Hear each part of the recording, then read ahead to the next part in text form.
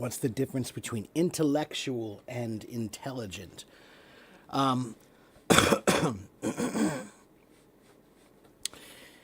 Intelligent is just, are you smart, right? Or dumb, right? Do you have ability or not, right? Intellectual is more like you enjoy things that are smart things. So intellectual people like to read things that are very, high level things like science stuff and, stuff about philosophy or history or, right? So intellectuals like to read or do a lot of intellectual things. Intelligent is just Tongming, that's just smart, right? So smart people don't always do smart things, but intellectuals do. All right. So an intellectual is talking more about your personality, and intelligence is talking more about your ability.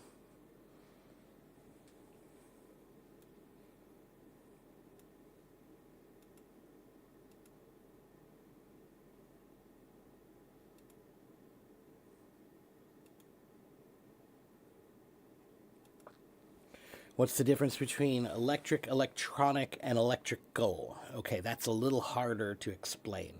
Let me think about that. Wait. So, electric means anything that uses electricity. Okay, 就是有电的, right? But electronic is anything that uses. Let me check. I think it's things that use circuit boards.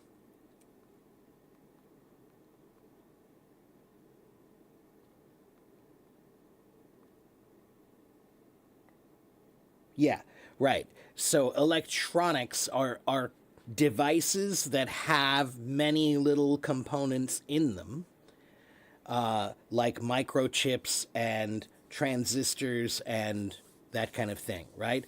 So my lamp, my light is electric, but it is not electronic, right? Understand? So a calculator is electronic, but a light is not. A light is electric. Okay? Electrical is 电的. So that means all things that use electricity, right? So electrical appliances would be anything that uses electricity to turn it on. The electrical system would be the system that is designed to deal with the electricity, right? So electric and electrical are closely related, but electronic is more like a device that has many little pieces and parts in it, like a phone or a calculator or something like that. So yeah, electronics. Although I feel like that word is not being used as much anymore. But don't quote me on that.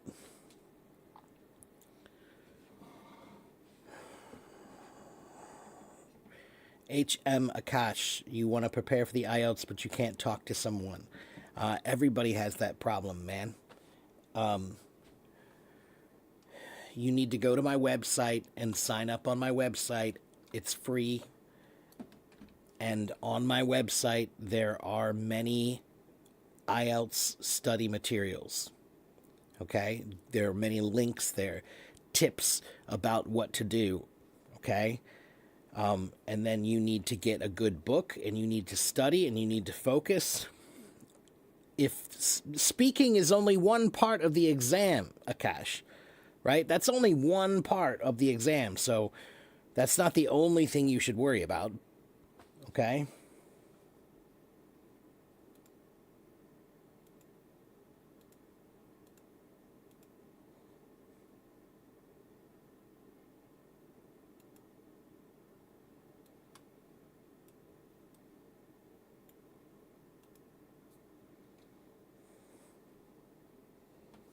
All right, so if you have questions, then you should ask me. If you don't have questions, then why don't you have questions? Many people say they're learning. Many people say, I want to learn English. But if you don't have questions, then I'm not sure you do want to learn English. Do I prefer Chinese noodles or rice? I think noodles. I think noodles. I made some Chinese noodles just recently, a few days ago.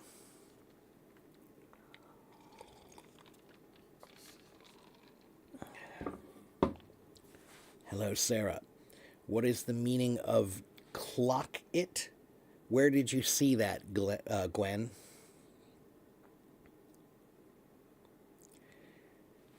I already put it in the chat. Here it is, Akash. It's right there. That's my website. Go to it.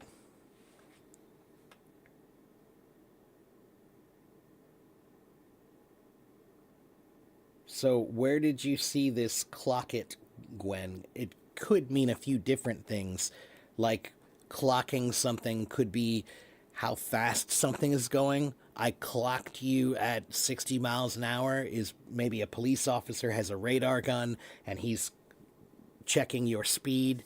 That's what they'll sometimes say is I clocked you, which means that they looked at the device to see how fast you were going, like it's on a clock. Okay? So it could mean a word that means to measure the time or measure the speed of something. How about tofu? What about tofu? I like tofu. I don't eat it too often, but I like it.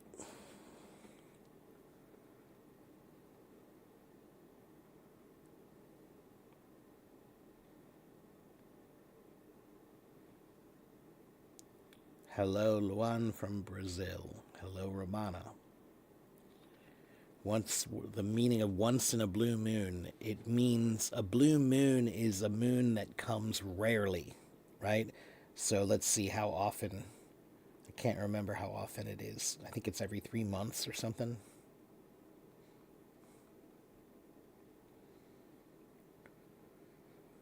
Oh no, that's wrong. Sorry, 2 to 3 years.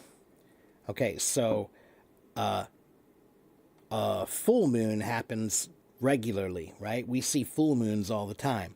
But a blue moon happens only every 2 to 3 years. So if you say once in a blue moon, it means something that doesn't happen often.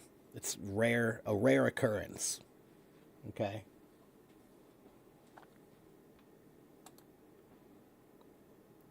Hello, Lynn. I'm okay. I'm tired. I didn't sleep well. I'm tired.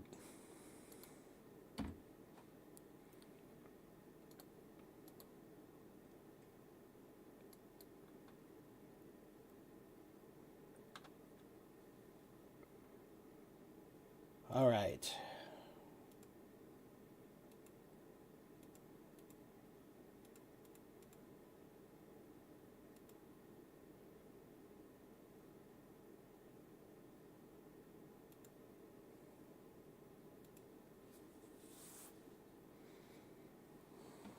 Your American teacher taught you a lot of slang. Michael, I don't teach any slang, ever. I don't see the point in teaching slang. I rarely use it, and it's only necessary for people who feel like they want to be cool. All right? Slang is temporary language, Michael. So when I was a kid, they had a bunch of slang words that they don't say anymore, right? And in the 1930s, they had slang that they don't say anymore. So slang is a waste of your time because you don't know how long those words will be used, right? So go ahead and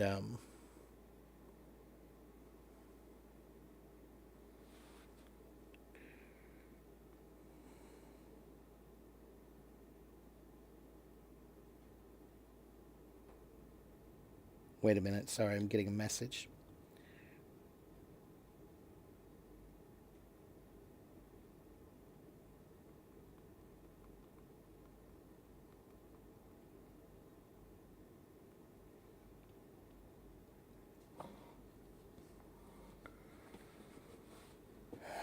He told you that using those will make you look like a more authentic speak. No, that's not true.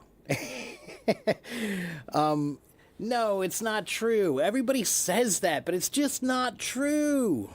It's just not true. No, slang is language that makes you seem desperate. Slang is language that makes you seem like, please like me. Like you come in, it's not your language, but you're pretending like you're joining, and now you're using slang from another language like you're part of that culture. That just makes it weird. It makes it even more weird. Like,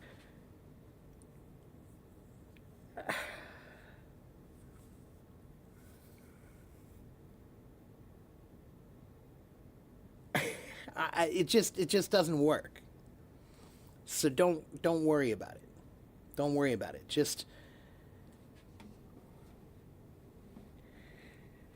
don't try to sound like a native. Just try to sound good. There's a big difference. Okay?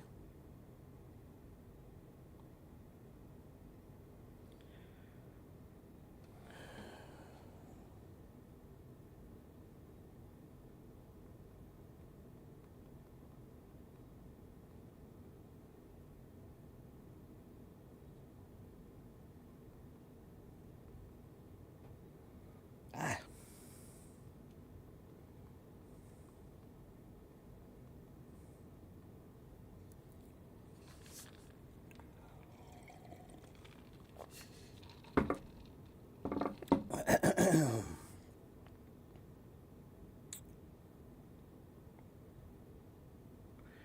All right, Zane says, I don't know how to answer tag questions. The answer always looks the opposite. I'm afraid to answer yes or no. I'm not sure if I understand your problem, Zane. If I say, you live in China, don't you? I'm making a statement, and I'm asking you to confirm, is it true or false? 是不是? Right? That's all it is. Don't you is just 是不是? Okay? So, if I say, you live in China, don't you? That is a tag question. And so you should say, yes, I do, or no, I don't. Okay?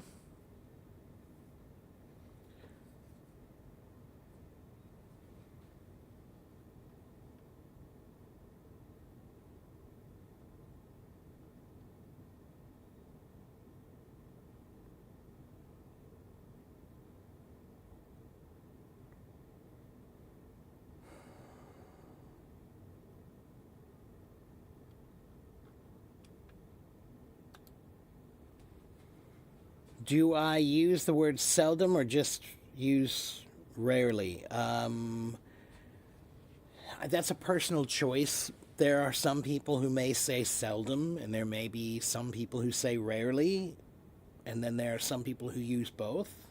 So use whatever you feel you want to use. They're both fine. Okay? Have I ever faced any criticism in my life? Yeah, of course, I'm a human. Every human faces criticism. If yes, how did you overcome it?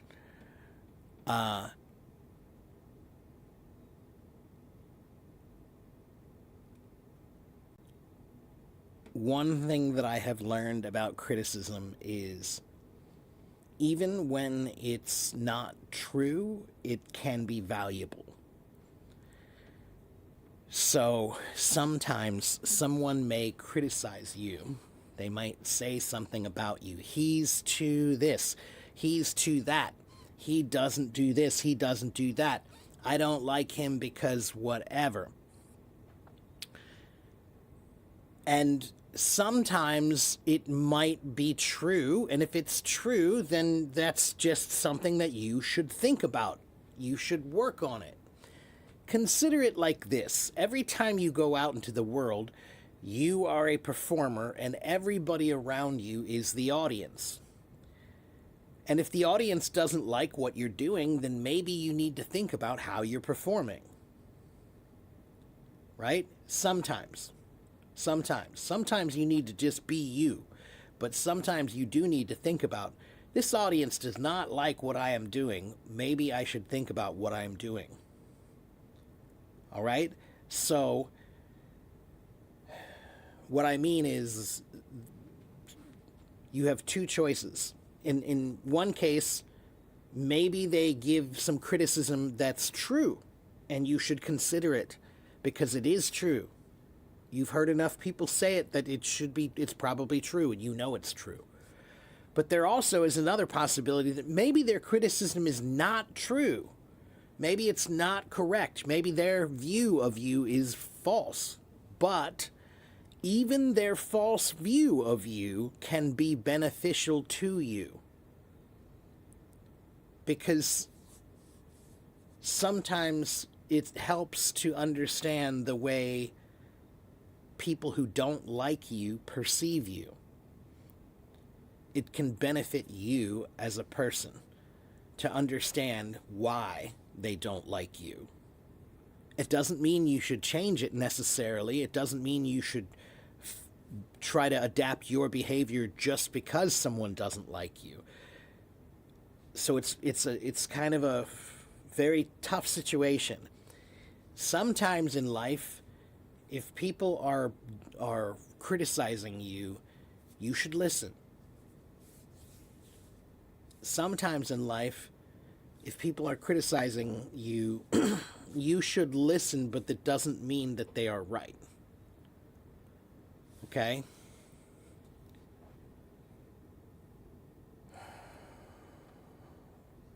You don't like... How about when someone says, "I know," instead of "I don't know"?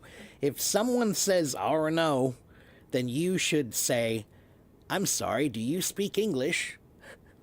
That's not English. Lynn? Honestly, I really think that we are entering a very interesting period of time.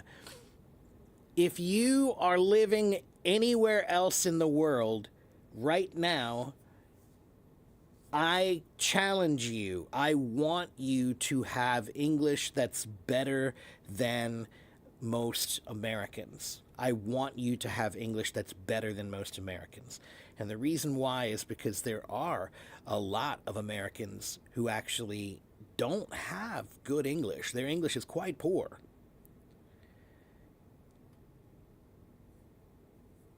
And I think it's time someone woke them up. I think it's time someone told them, hey, you know what? On this planet, you need to know at least one language well. You need to understand at least one language at an adult level. But there are plenty of people here who don't even understand English at an adult level. So, my point is, I want you to be better than them. So when they say, "I don't know," you can say, "Did you say I don't know? Were you trying to say I don't know?" Correct them. I think it would be hilarious. You should.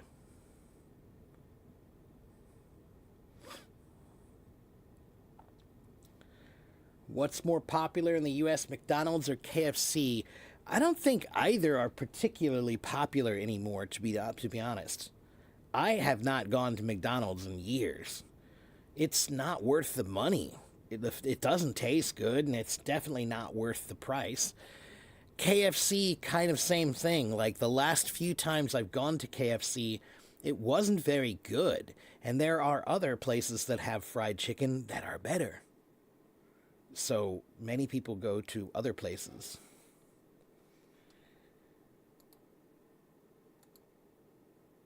That's right. You have to have an ability to separate the constructive and destructive feedback. Yeah.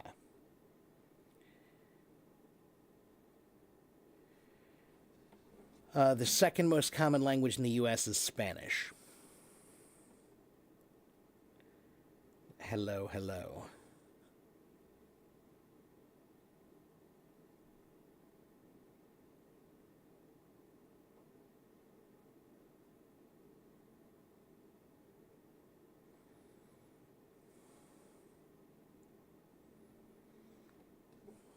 Yeah, critique versus criticism. Yeah, it's kind of like that. Yeah. Okay.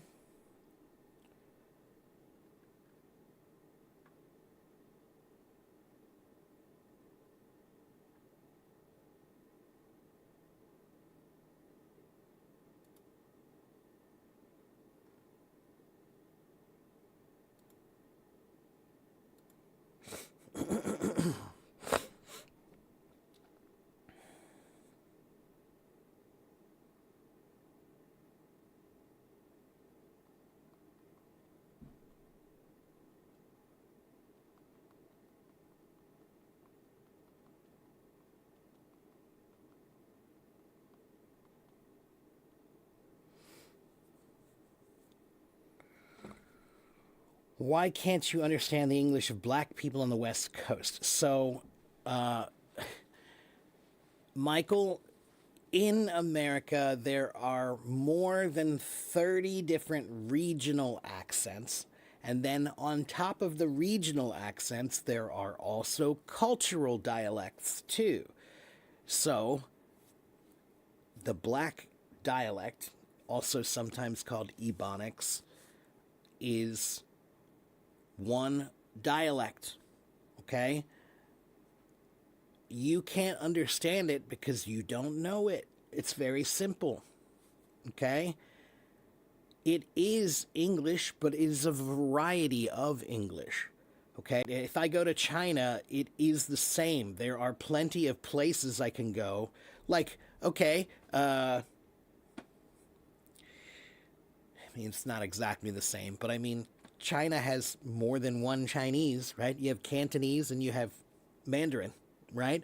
And there are also other various dialects of Chinese too, right? Just because I understand Mandarin doesn't mean I'm going to understand all of them. Okay. And sometimes people have accents and slang that are so. If I go to the countryside in China, I bet I won't understand people very well. If I go to the countryside in China, I bet I won't understand many people. Okay, so they sound like from GTA. Well, it's the other way around, man.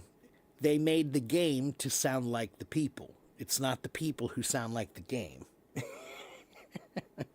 And Michael, that's called stereotypes. Okay, Michael, that's called stereotypes. A long time ago, Michael, they used to have stereotypes about Chinese and Asian people on TV and on movies. They still do sometimes have those stereotypes. Those are not right either. Do you like it when someone pretends to be Asian? Do you like it when someone says, like, Asian people are all like this?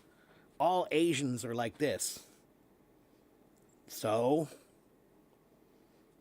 right. So, what I would say is just, Michael, when you're learning a language, it's like learning music, and there are many kinds of music, right? You're in the beginning. In the beginning, the music that you can understand is mostly the simple music because you're still kind of a beginner. All right, but there are some kinds of music that are more advanced music that there's nothing wrong with that music, but your ears just can't understand it yet. They're not advanced enough to understand it.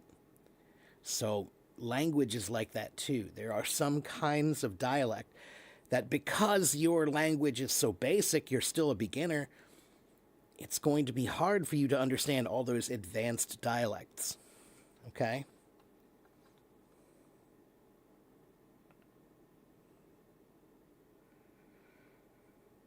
And hello, Parveen and Chocolate.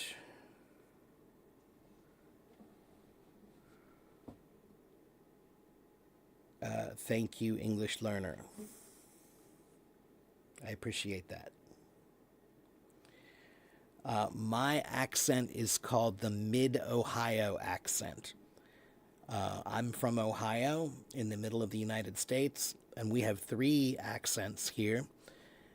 I should have the Southern Ohio accent because I live in Southern Ohio, but many people who live in Southern Ohio have the Central Ohio accent, which is this accent. This accent is one of the most neutral accents, and it's the closest to the IPA. Okay? Hello, Bellin. How are you?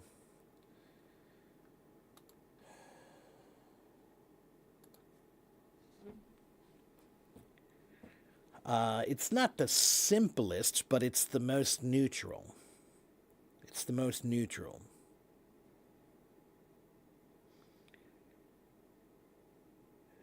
Hello, David.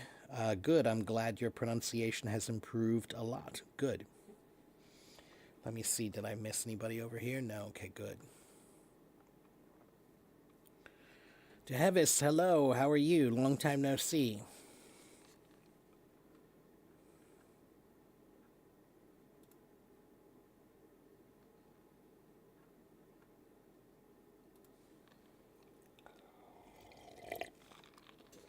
Good night, Michael.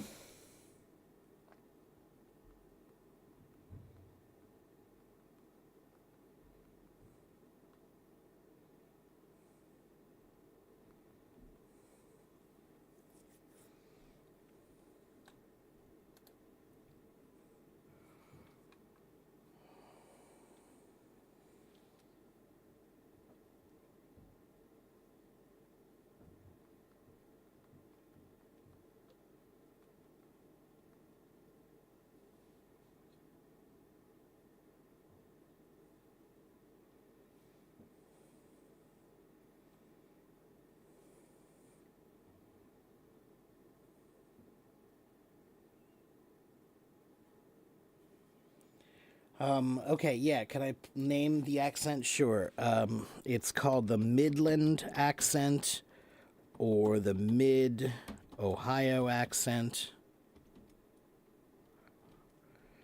or Central Ohio. Whoops, not Central, Central.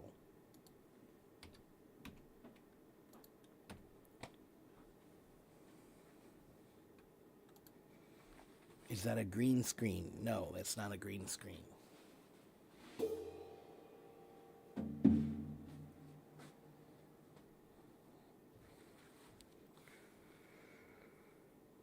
Why don't they pronounce the letter T in some cities? So David, they do pronounce the letter T, but the letter T, I have noticed that the letter T has been having a change in the last 20 years. I have personally noticed a pronunciation change in the letter T. Or I should say, maybe it's not a change, it's just that the pronunciation has become a little more lazy. So let's look at the word important. Important. That is the way to say the word. Okay? With two hard T's. But many, many, many people today, when they say the word, they will make them, the first T will be a soft T. It's more like a D, right? So it's more like important. This is very important, but I hate the way that sounds. I absolutely hate the way it sounds, and every time I hear someone say it that way, it drives me crazy. Okay? It should be important. Okay? And how do I know that it should be a hard T? Because the word important comes from the word import.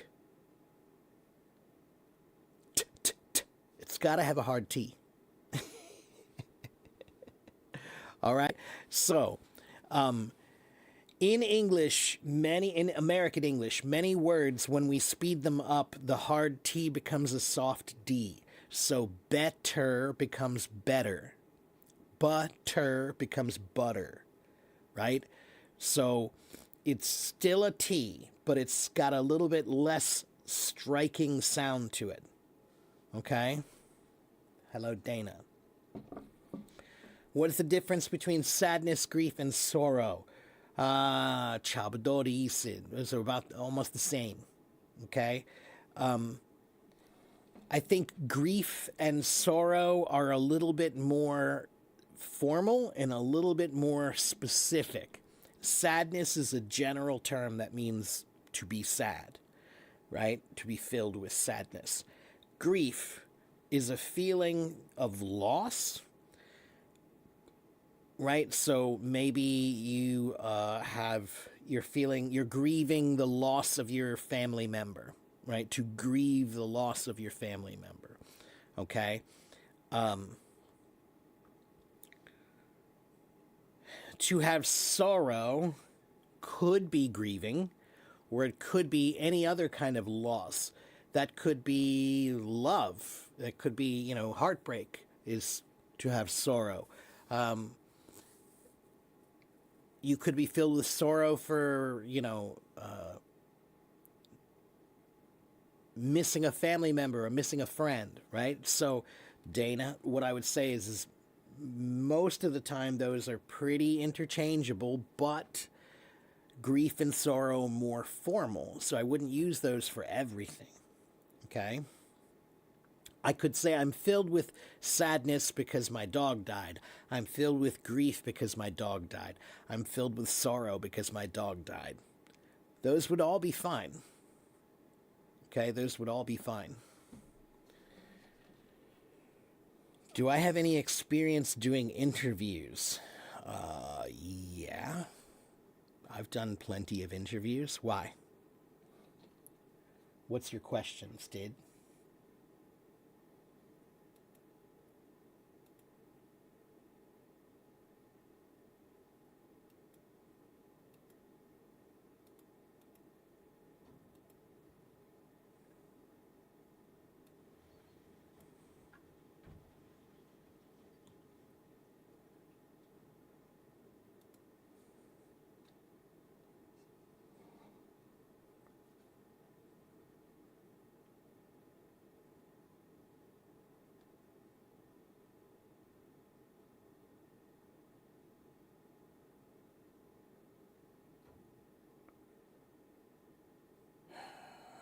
Can I share a YouTube video or website where you can learn the Central Ohio accent? I don't know.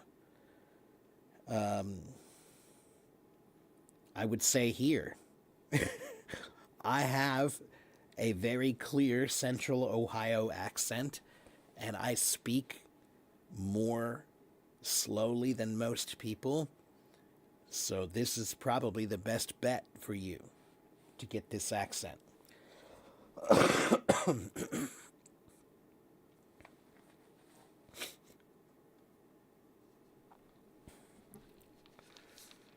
If I cannot understand others, maybe he doesn't speak better than me, I think. Sometimes that might be true, Jaja. Sometimes.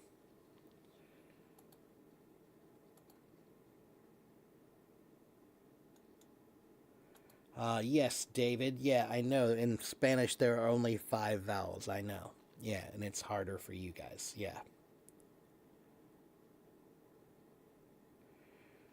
There is no spelling rule, no, David. Unfortunately, there is no spelling rule because English words come from many languages, David. So the spelling is reflective of the language it comes from. Okay? So many words, for example, the pronunciation is tricky because it comes from French. If many French words, the letters, the way that they're spelled is going to confuse you. Old English words often have OUGH. That's confusing to many people. So, unfortunately, there is no rule that will help you with that.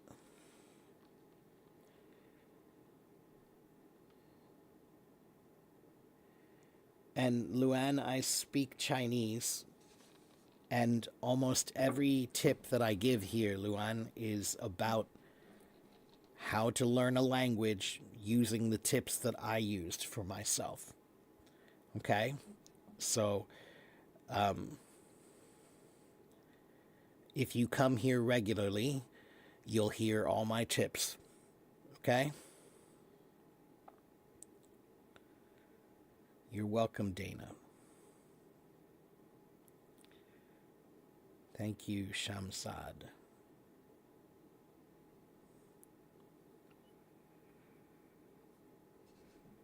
English learner, I appreciate the compliment, but I have no kids. I am not married and have no family. You watched on TV, there's a gun war in Ohio. I don't know what you're talking about. I live in Ohio. I don't know about any gun war.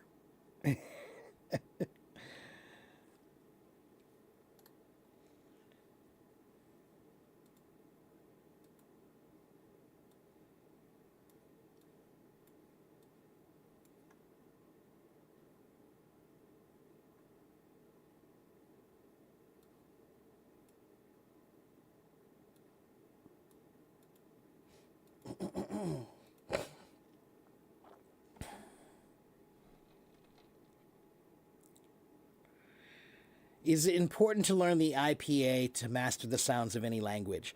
So it depends, David.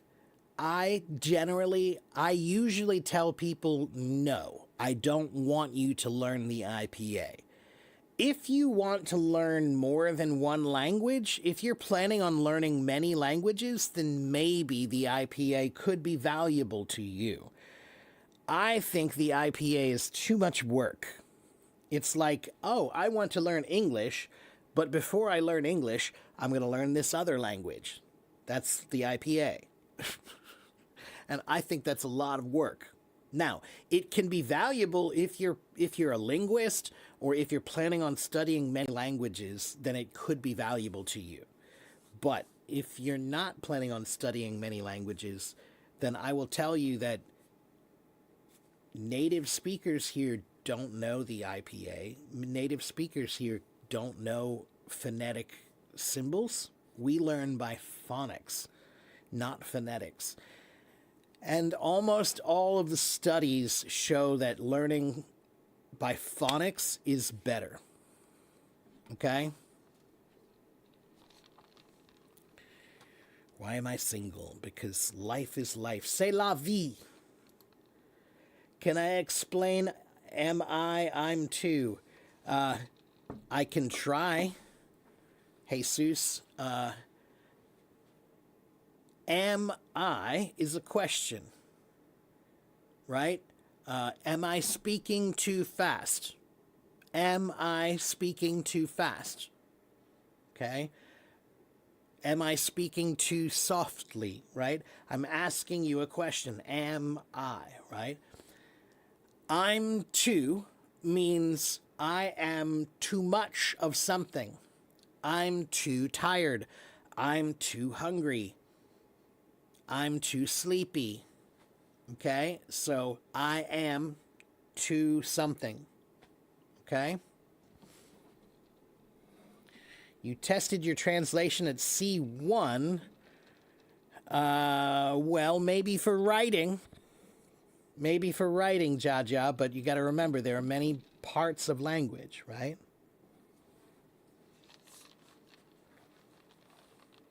When I stand up in the live stream, it seems like I'm closer to you than sitting on the chair before. My voice is clearer. Okay. I'm glad. I don't know. I don't think I was close. I don't think I'm any closer to the mic. I think I'm farther away.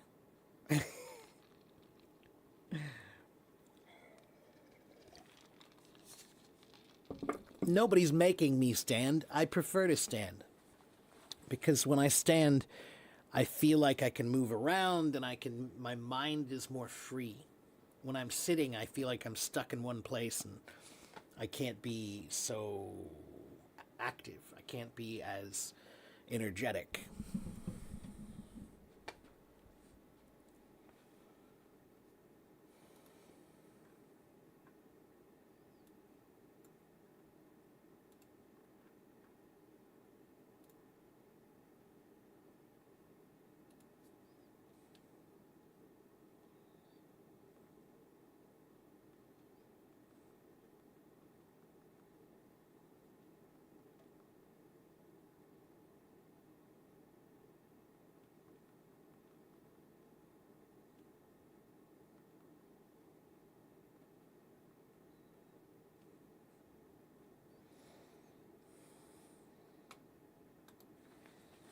Do I feel tired? No. Teachers stand. That's what a teacher does when they're teaching. They stand most of the time. You know, sitting for hours, that's what hurts my back. If I have to sit here for 3 hours, that is way worse. When I can stand, I can move around, I can, my back's not hurting so much. Yeah, it's much better for me. Don't you worry about me. If I want to sit, I will sit. Nobody is stopping me.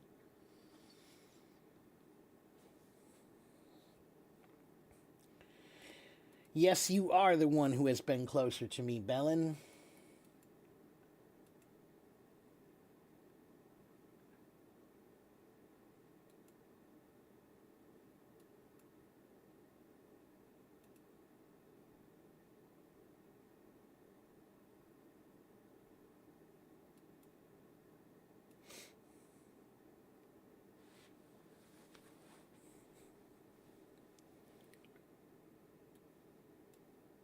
Okay, would someone like to come talk to me?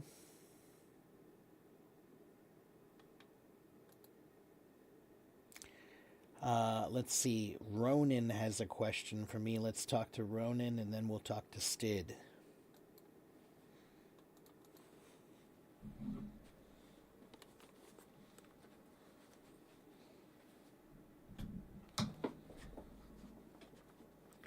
Hold on, Ronan. Yes, hey, how are you? Hello, how are you? Yeah, I'm good. Good. And Thanks for adding me to your panel. you're in India, yeah? Yeah, I'm from India. Are you in what city? Delhi or where? I'm from Pune. Pune, okay. And what can I do for you today? Yeah. How can I help you? So, yesterday I had sent you the message. I have a question. Okay. Yesterday or day before yesterday. Yeah. Okay. So, question was that when it comes to speak on topic, at that time I stuck. Okay. What kind of topic? Yeah. Well, I'm asking Any you. topic like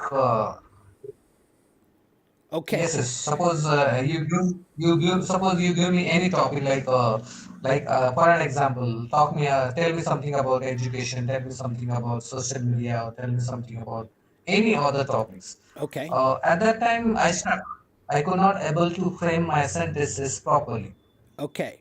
So, two things. One, Okay. you are not a god, and I am not a god. Nobody can speak about every single thing on this planet. If I am a native speaker of English, but I don't know how to speak about every topic in the world freely and completely. So if you ask me certain topics, I will also not know what to say. Okay? There are some things that I don't I know agree. about. So if I don't know about it, then I can't talk about it. That's one. Two is if you want to speak about something freely, then it has to be something that you have thought about before. Or you have to have a very fast mind. So either you have to have previously you've thought about it. I have an idea. Let me think about this. Let me think about my idea. We're thinking about social media. Oh, well, I have an idea about social media. Let me think about my idea and what would I say if I wanted to talk about this, then I would say this, right? That's one option. Or there are some people like myself, I'm pretty good at improvising. My mind is pretty fast. So it helps when you're a teacher because you have to be, right? People ask you questions and you have to be able to answer immediately. So you have to formulate very quickly, okay? But those are two different skills to learn. Okay, one is about improvising and being able to speak quickly about things, but that's something that's like an art almost. The other is just knowledge of topics and then practice thinking about them. So, for example, like I read a lot of philosophy, okay? And when I read philosophy, it's not like those people came up with that stuff like wants like they didn't just come up with it and write it down. No, they've been thinking about that many years. They were thinking about that stuff and then they wrote it down, right? So I think today we have this idea in our head that everything happens just like, oh, I have this idea, I'm going to put it down. No, you got to think about it and then contemplate it and think about it and contemplate it, then come up with your ideas. So if you want to sound good when you speak, you have to previously have thought about what you want to say. So for example, when I'm teaching here, so many of my methods, my techniques, I think about them in advance. I have to think about what am I going to say. And sometimes people will ask me a question here, and I will look at the question and I'll say, oh, that's a good question. Hold on, let me think about my answer before I speak. And I will sit there and I will literally say nothing, and I'll think about my words for a minute before I speak so that I can speak clearly and well. And it's something I don't see many people do this anymore, but I think it's a good thing when someone asks you a question and you say, oh, that's interesting. Let me think about that for a second. Nobody does that. Nobody will stop and just say, wow, let me think for a minute before I speak, before I answer. Let me stop and think. And No one does that. Mark, yes, sorry for interrupt you. No, that's all right. So, Mark, I have one more question. That is, when I'm speaking at that time, I try to speak fast and I forget about my grammar mistakes. I commit some mistakes Okay. while speaking. Even though I know the rules and everything about the grammar, but while speaking, I commit mistakes. Okay. Like I use now filler words, like this. So how do I avoid this and how do I speak very like you? Okay. So first thing Yeah. is, do I speak fast? No. No. So then why do you think you need to? Language has no Yeah. speed. People assume, you assume that fast speech is good speech. That's wrong. Good speech Okay. is good speech. Language has no speed, just like music has no speed. There's some music that's slow, and that's good. And there's some music that's fast, and that's good. They're different music.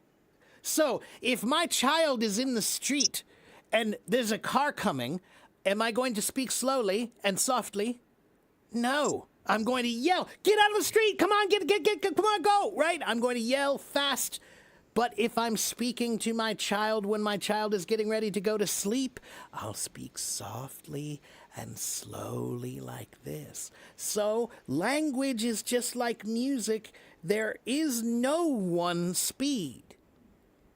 Okay? And the rule is you must use control.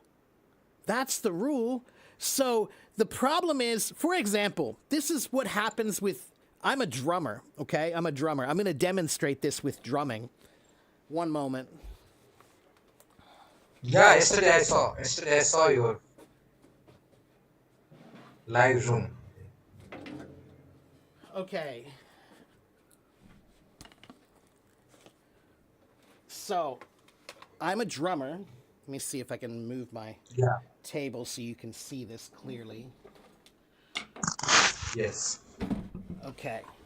All right. So, with drumming, many people, when they play, they say, I want to play fast. I want to play fast. I want to play fast. So all the young students, when they play, they take their sticks and they start going and they play like this and they go like it's like no control. They're so worried about going fast that they abandon control. They're not thinking about control anymore at all. But drumming is about learning how to play in control. So your muscles have to stay relaxed the whole time so that when you play, Everything comes out nice and relaxed, always.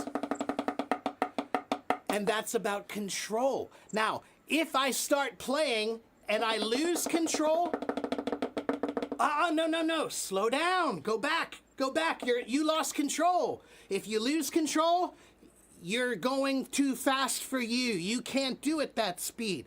Go back, slow down so that you have control again. Because the goal is not speed. The goal is control. Okay? So, don't assume you have to go fast. That's one. And then two, if going fast makes you make mistakes, then slow down so that you can not make mistakes, right? Go back to a speed that makes you feel comfortable. Now, does that mean that you can't ever speak quickly? No, it means that to get that control, that takes time to develop. All right? So that means that in the beginning, maybe you will speak slowly, but with control. And then as you go, you'll grow and your speed will increase, but your control will also increase. Okay? So it's like sometimes you can't tell that you're getting better, but you are. Like you can't see your progress because it's so small, but your teacher will see you once a week. They'll see your progress, right? They'll see that you actually are getting better, right? But many people, they think, oh, I just want to go faster. I just want to go faster because everybody thinks fast means good. It's not true. There are many, many things in life that are not about fast. They're about control. And this is one of them. Language is like music. It's not about playing fast. It's about playing with control and expression, right? So if I write some words on the page, those words have no feeling. They have no emotion. They have nothing. They are dead until I make them live. When I read them, when I say them, I can breathe life into those words and make them interesting. That is what language is. It's about control and expression.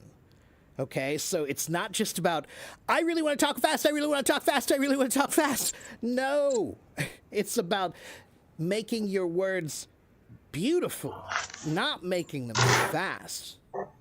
Okay? Yes, I got it. Okay, good. Thank you. Thank you so much. Thank you for giving your valuable advice to me. Thank you. You're I welcome. really appreciate.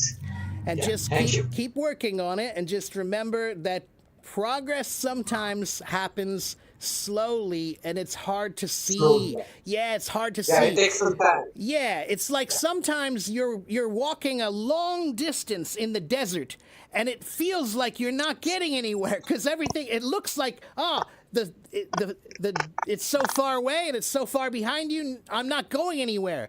But you just have to keep your head down at your feet.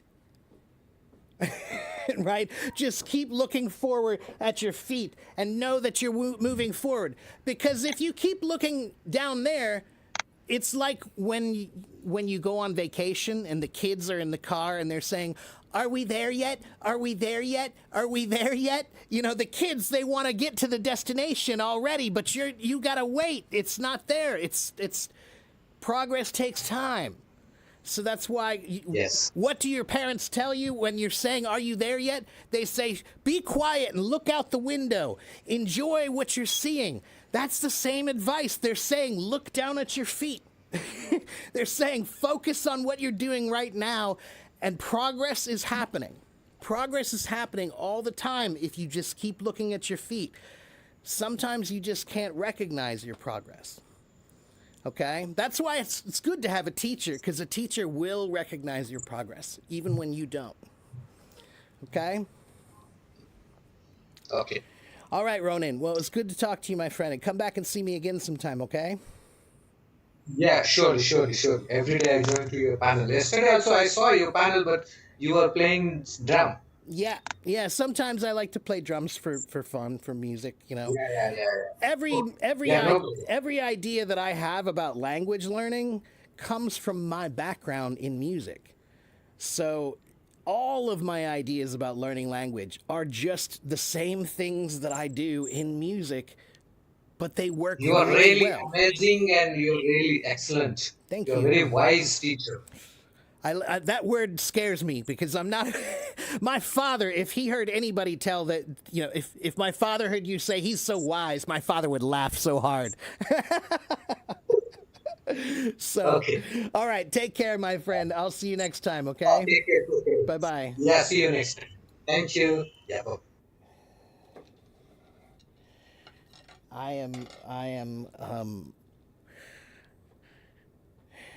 I'm wise about maybe a few things, but I'm really dumb about lots of things.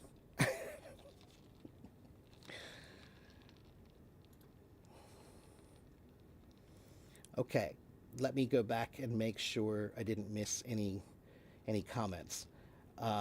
Stid, are you still there? Stid, do you want to come talk to me? I don't know if you're still there. Your hand's not up, but I'm ready to talk to you if you want to talk to me, Stid.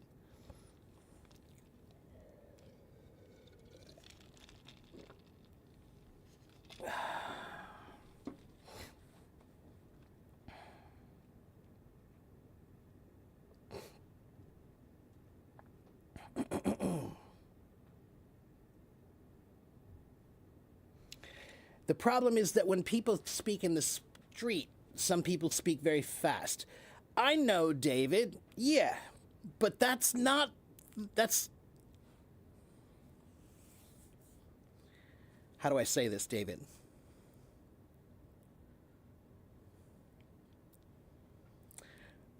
Babies can only crawl. So if a baby sees everybody walking or everybody's running, great. They're all walking and they're all running, but you're still a baby. Do you understand, David? So you can't run and walk like an adult if you're a baby. You have to wait until you've grown up. All right? So in the meantime, you have to be like a baby and focus on what you can do. All right? How about those who are verbose? What about them? Peynush or peyunsh, what about them?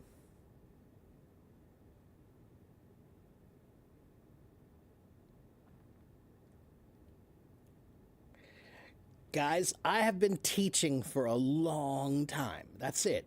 It's just this is something I've been doing for a long time. Okay, if you do anything for this long, you'll be like this too. Okay? So, I started teaching in 1994. Okay, so if you've done anything for that long, then people will say, wow, you're so good. But it's just because you've done it a long time. Okay? All right. Stid, I guess Stid left, or maybe Stid ran out of time. I'm so sorry, Stid. Um, take care, Zane.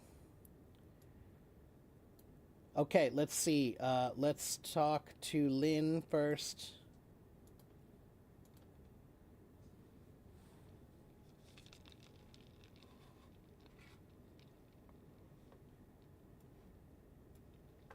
Lynn, did you want to come talk to me?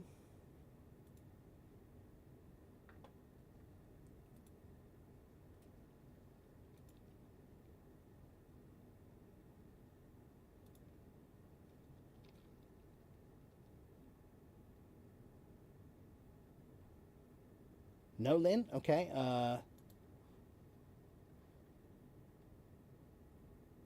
No, there's no payment. It's free.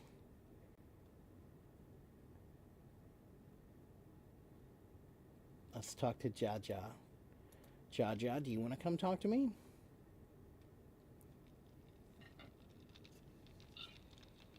Hello, Jaja. How are you? Hi, I'm fine. Good. It's nice. How, how about you? I'm pretty good. It's nice to see you.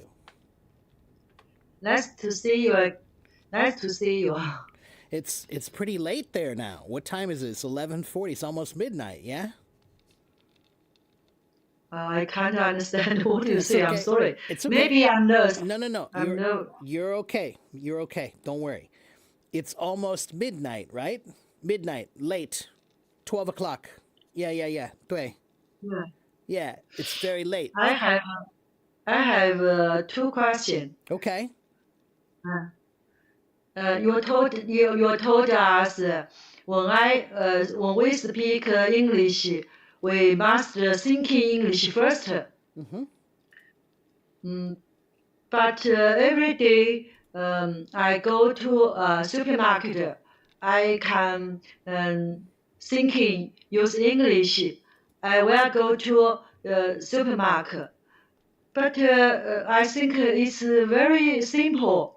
How can I improve my thinking?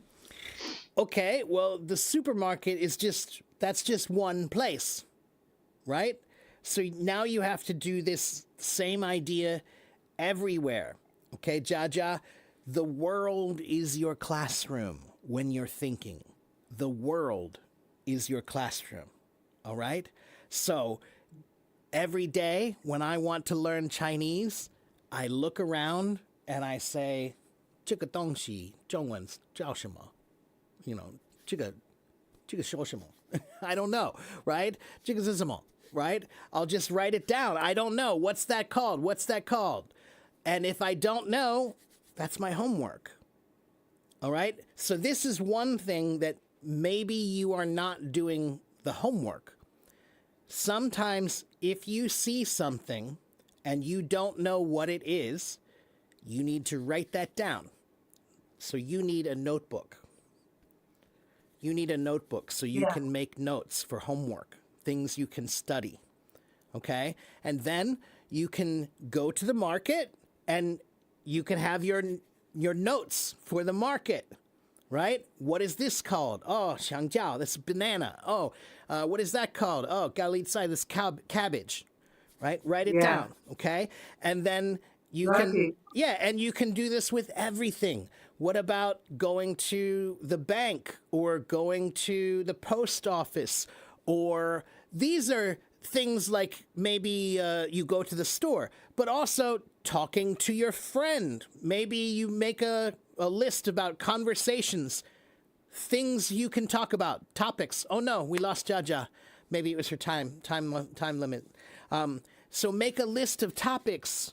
Make a list of topics, right? That you can talk to your friends about. Things that you want to talk about. Music. Do you like music? Okay, then how do you talk about that in English? If that's what you like, how do you talk about it in English? If you like gardening or cooking, can you talk about that in English? If you can't, then write it down. Figure it out. Okay? The world is your classroom. All right.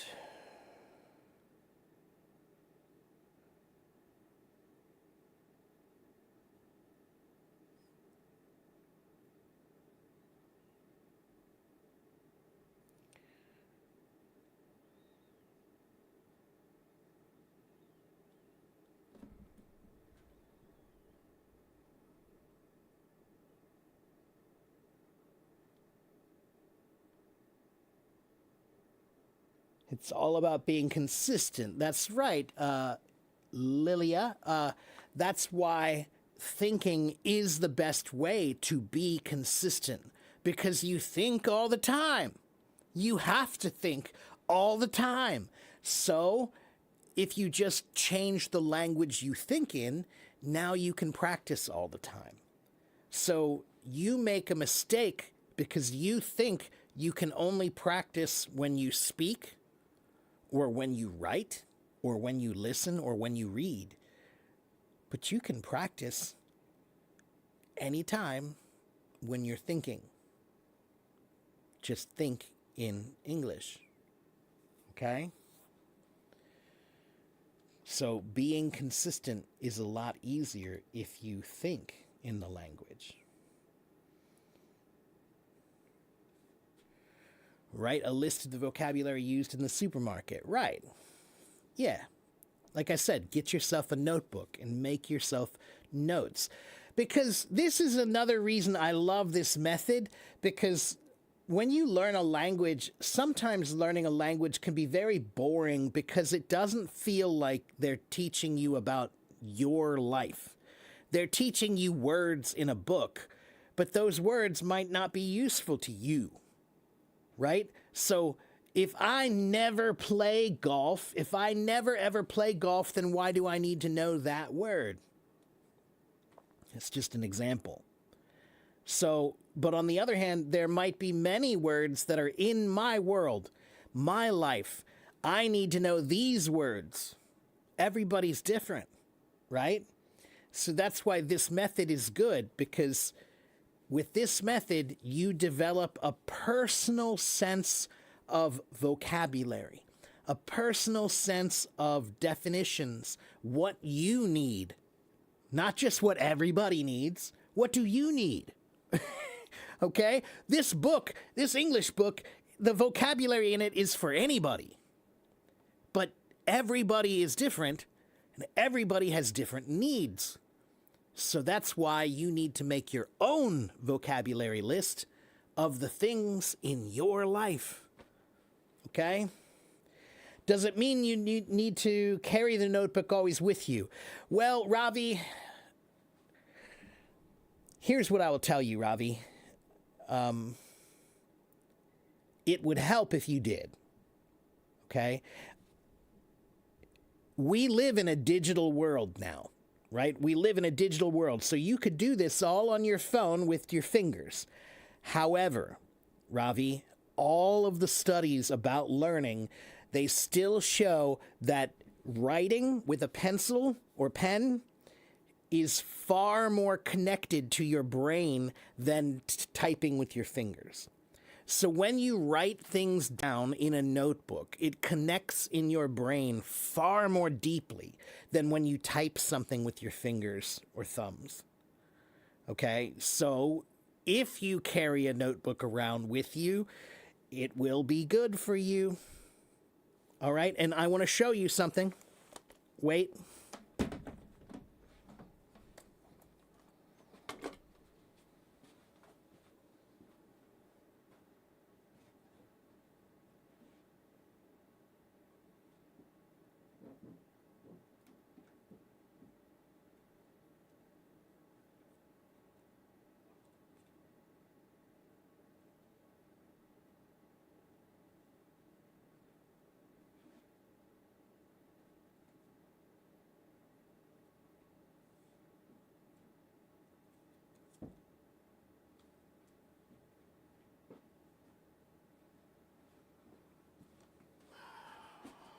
Well, I was going to show you my Chinese notebooks, but I forgot that I put them away, so I don't have them out to show you.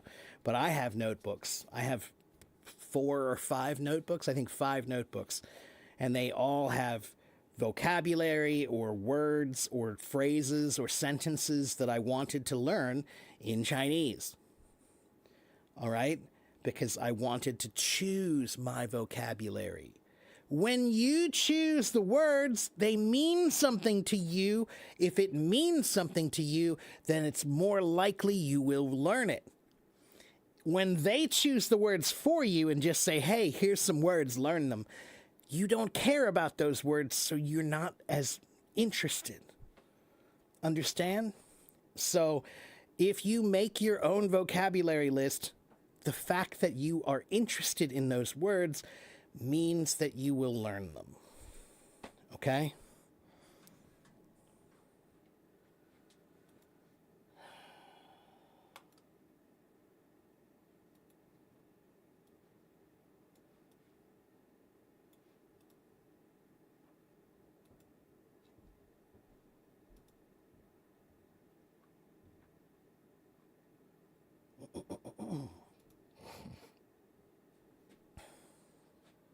I think it's important to remember words in English materials not just remember the definition and the vocabulary.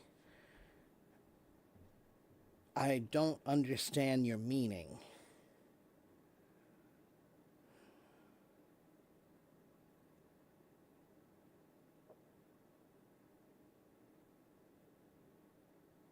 Uh, 我听不懂你的意思。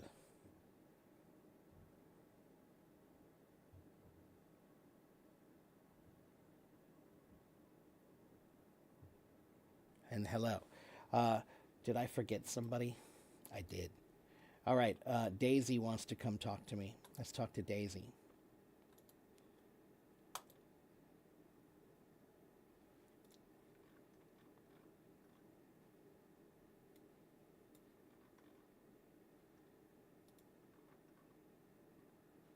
No? Daisy?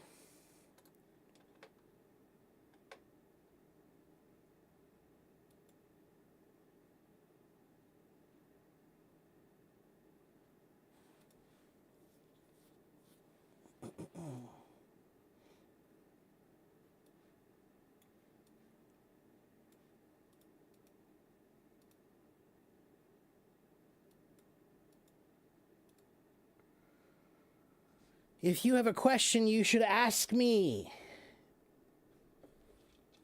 If you're wondering why doesn't he say anything, because I do the answer part of this thing. I give the answers. You ask the questions. Okay? It should be about applying what you learn flexibly and adaptively. Well, yeah. Yeah. Learning is a combination of rigid, rote, repetitive practice and flexible adaptivity of what you have rigidly learned.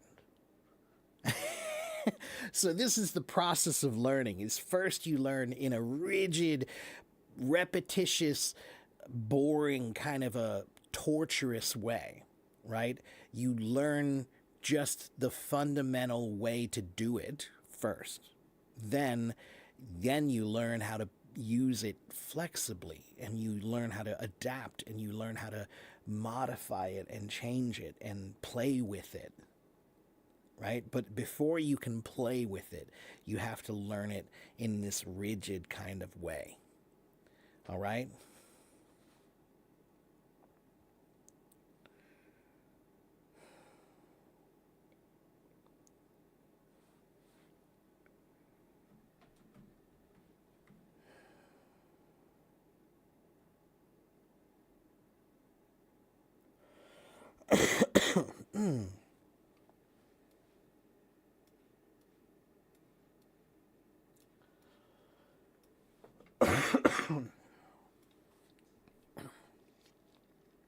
You feel like you're stuck at B1. Lilia, everybody says that. So here's what you need to understand, Lilia. A1.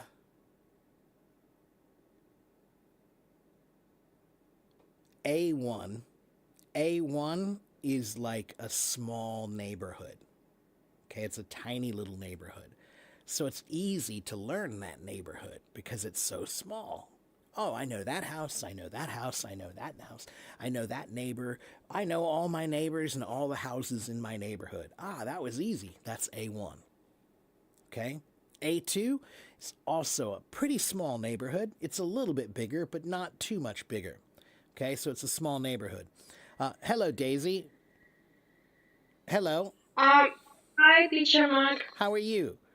Can you wait for just Yeah, wait for just 1 minute? Let me. I'm sorry. No, that's okay. Let me just finish giving my answer about this question, and then I'll help you. Okay. So Okay. I was just telling this Lilia about she's saying that she feels stuck at B1 level. And I'm trying to explain that every level of language is like a neighborhood.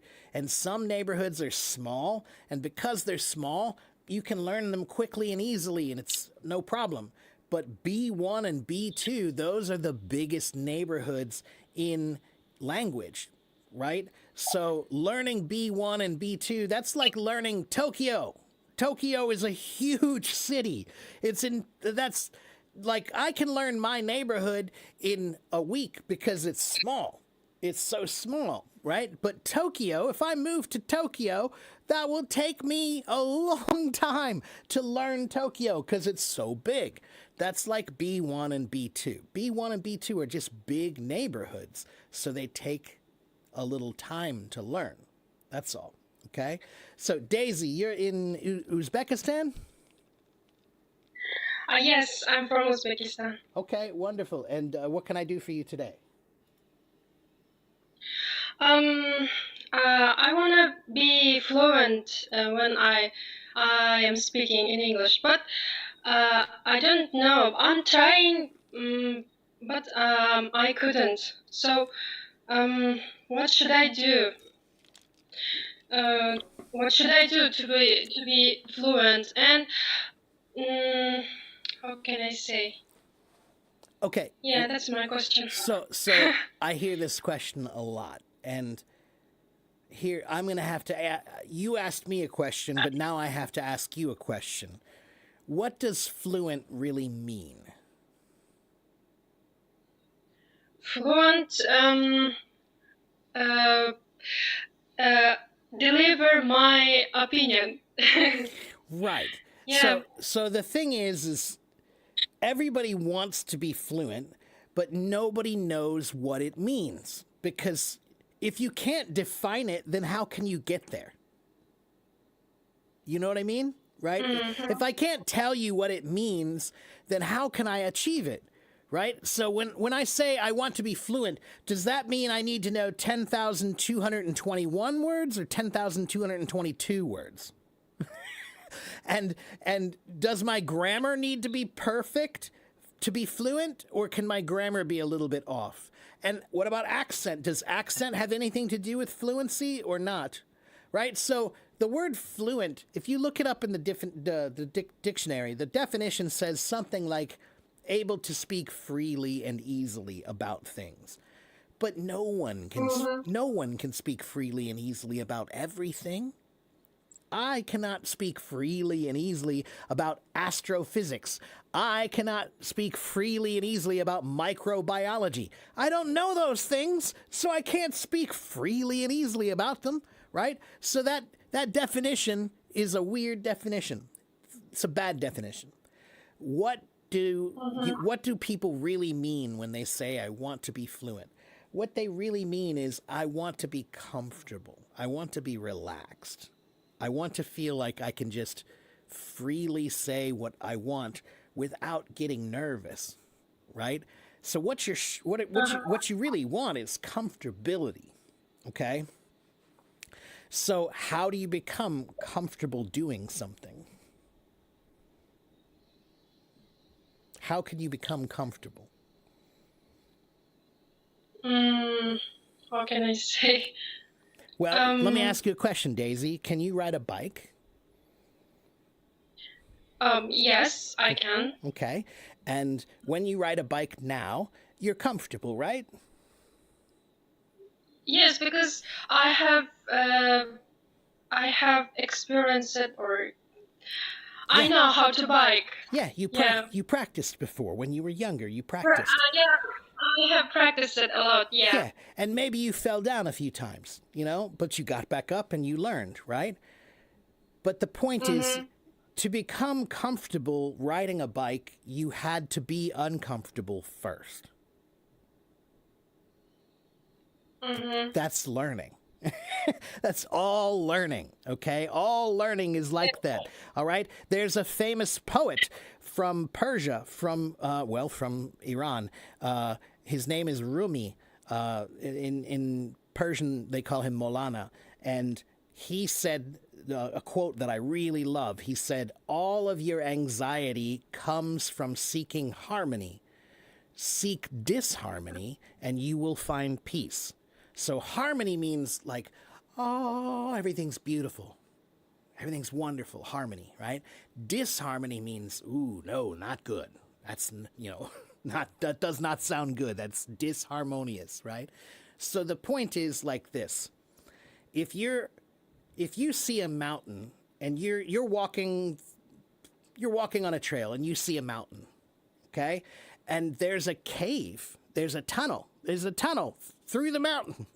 Now you've never gone through a tunnel before. If you've never gone through a tunnel before, the first tunnel you see, it's scary.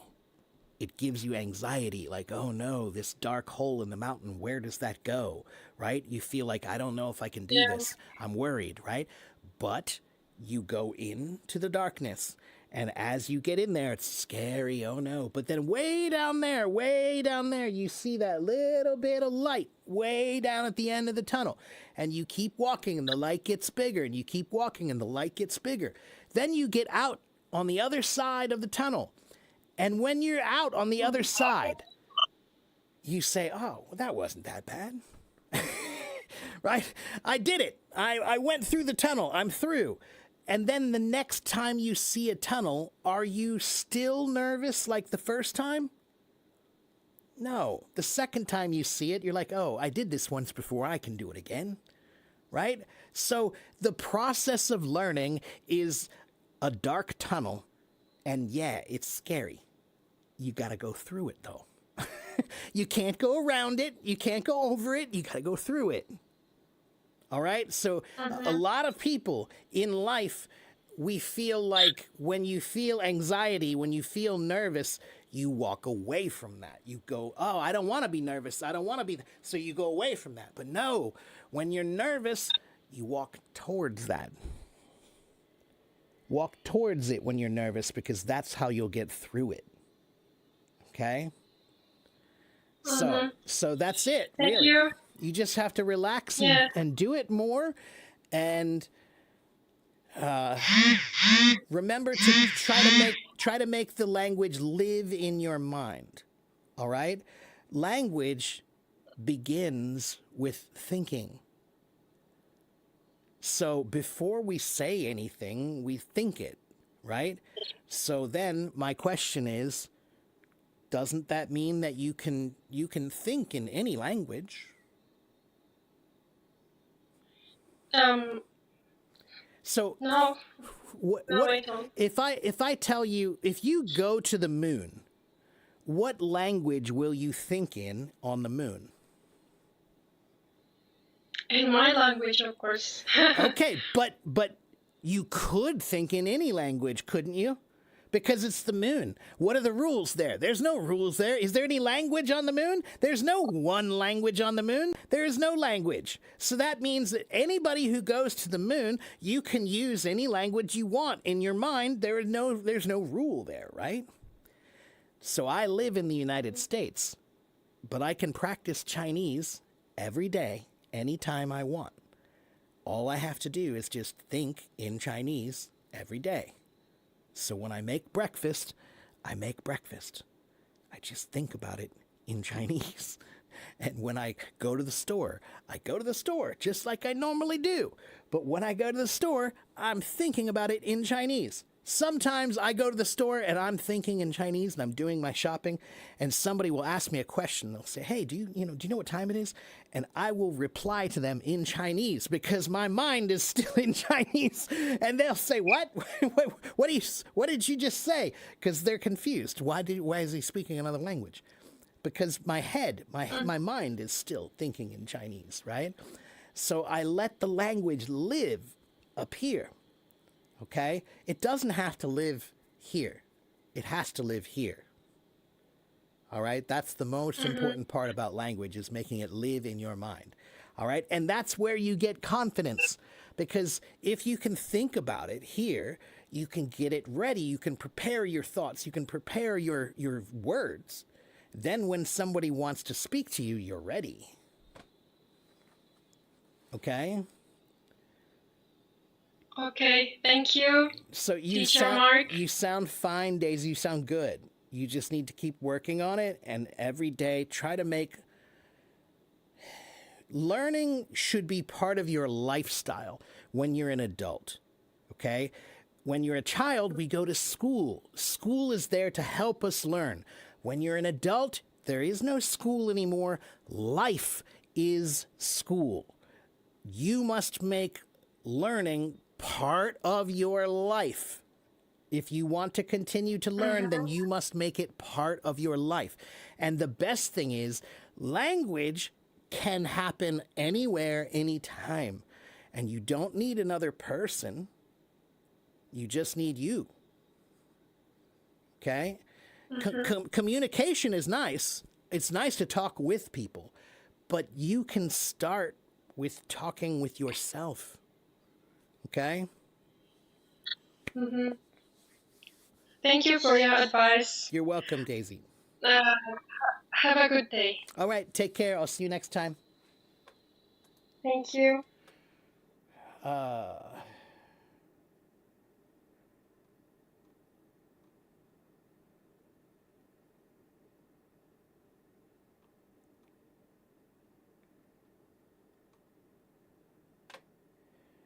Yeah, so, embarrassment is your enemy. Embarrassment is your enemy. But some of you are controlled by your embarrassment. Embarrassment is like a shadow. It's like a demon inside of you. And you're so afraid of being embarrassed that you don't try. You're so afraid of being embarrassed that you don't try.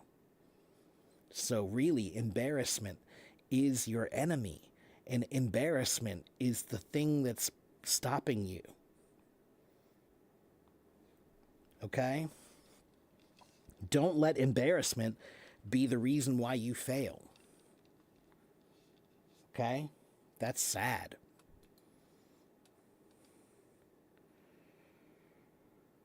Oh.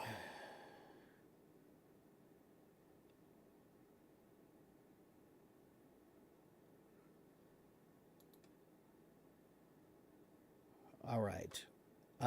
If you have questions, you should write your questions in the chat, or you can raise your hand and come ask me.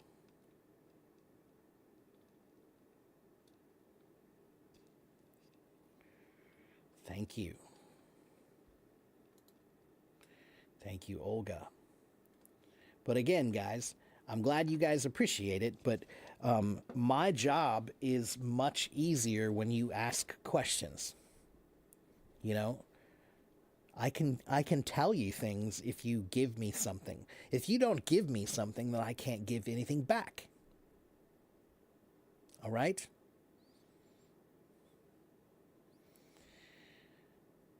What's the difference between an incentive and a suggestion?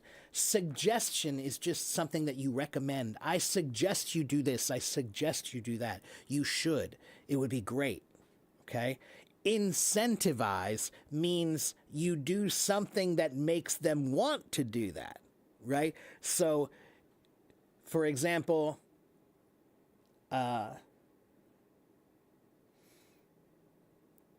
there are some jobs in some countries, right? So there's this one job that pays this much money here in this country, right? But I can do the same job if I move to this other country. They'll pay me a lot more money because they want me to come there. That is an incentive. To incentivize something means to create the conditions that make you want it. Okay? So suggesting is like, hey, you should do this. You should do this. I recommend you do that. Okay? But incentivizing is not telling anybody that you should do something, but you just make it a better reward for them doing that thing. Okay? So if there are two choices and you give them a reward for this one, you have incentivized it. Okay?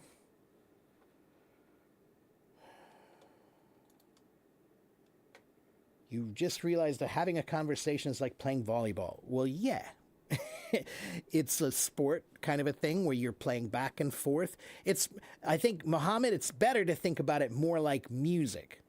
It's like music where you're playing music together with someone else and you have to listen to what they played so that you can respond with something that sounds good. So if you're not listening to them, then what you say will not sound good. So it's like music. Okay?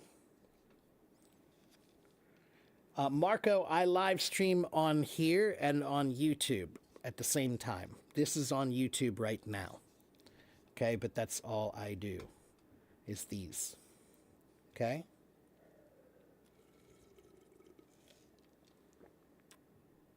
And David, thank you for giving my Spanish friend some advice. I appreciate that. How can you learn a lot of vocabulary? Slowly, just like everyone else. Afan Aziz. If you want to get to the top of the mountain, then you have to climb the mountain, just like everyone else. Nobody is going to take you in a helicopter to the top of that mountain. If you want to get to the top, Afan, climb. Okay? What is the difference between the word wage and salary? Wage is usually how much you make per hour, right? What's your wage means like $9 an hour, $10 an hour, $15 an hour. That's your wage. Salary is how much you make per year, usually, is how we calculate it here. Some people calculate it by the month, but usually we do it by the year here, okay? And the word salary is interesting. The word salary, iceberg, is related to the word salt. Because a long time ago, the Roman soldiers, they were paid, their salary was paid with salt. So the word salary is related to the word salt. How can you get 10,000 vocabulary words? You think you have 3,000 right now. 熟能生巧，每天你需要学。Okay?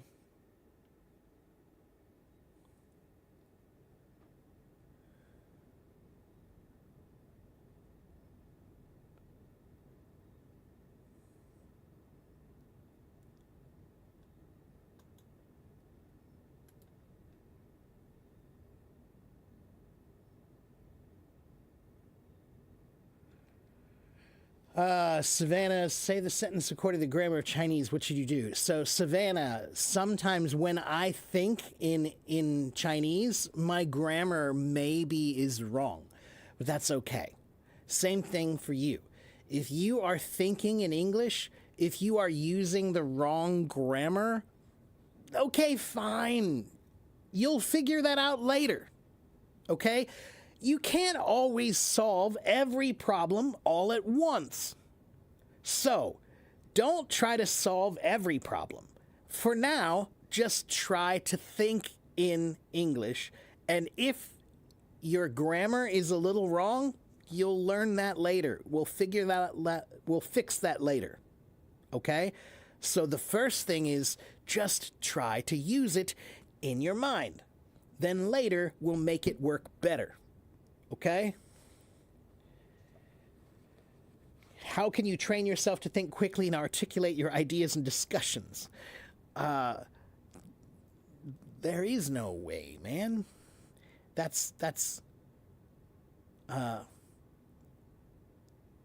If there were a way to do that, then everyone would do it and everyone would be articulate and have wonderful things to say.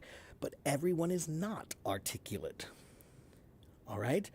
But in my experience, the people who speak the best are the people who have thought the most. Let me say that one more time. The people who speak the best are the people who have thought the most.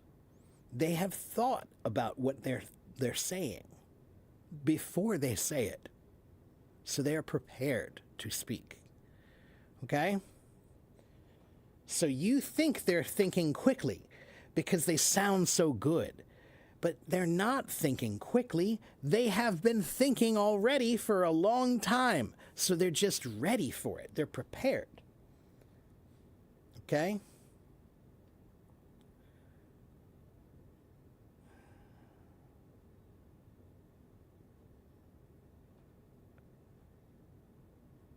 Can listening to a native speaker improve your accent?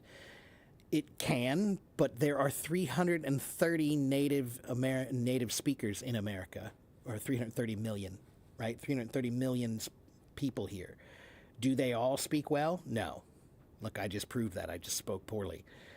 So, don't worry about speaking as well as a native. Worry about speaking well, okay? I don't know why you think that matters. It does not matter. It does not matter. Nobody is asking you to speak like a native. No one. Only you. Oh, but I really want to. That's your ego. That's your ego. Your ego is why you want to speak like an American. I want to sound like a native because I want to be cool. I want them to like me. Will they like me if I sound like them? Will they like me? They will like you if you are you. All right? And if they don't, then find someone else to like. Okay? All right.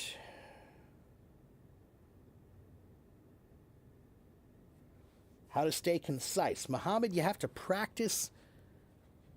Do you know how many times I have answered these questions? Muhammad, I have been on this app for 12 years. I have been live streaming here for more than 5 years. I have done more than 1,300 of these live streams. So I have a lot of practice answering questions in a concise way. If you practice and you write and, so if you have an idea, you said you want to explain something, can you write it, Muhammad? If you can write it, then you can say it. All right? You need to practice organizing your thoughts. And organizing your thoughts sometimes is best when you organize your writing. You can organize your thoughts. Okay?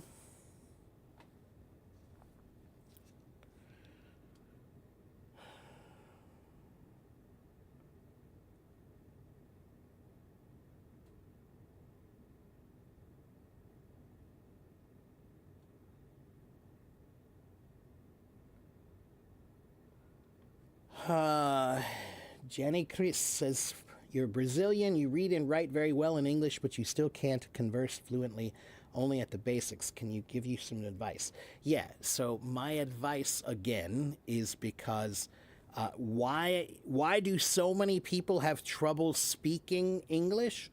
Because they don't know how to think in English. If you can't think, then how can you speak? Every time you want to speak, you have to think about it first. That is your problem. If you practice thinking, then you're ready when you want to speak. Okay? So, that's the number one thing I do is tell people you need to think in English. Now, I have, look, everybody, this is my YouTube channel. And this is my website. And this is my blog. And on my blog, I have 3 articles that I want you to read. Here is one of them. This is the article you should read about how to learn vocabulary. If you want to know how to learn vocabulary, read that article. If you want to know here is the 8 parts of language. Here's an article about the 8 parts of language. Read that, and then the final article you need to read is this one, How to Think in English. Okay? Read those 3 articles, and then you'll understand a lot more. Okay? All right.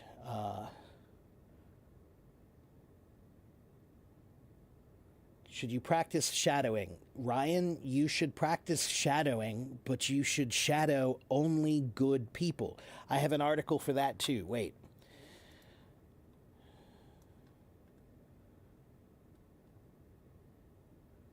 is my article about shadowing? Here it is. Read this article about shadowing.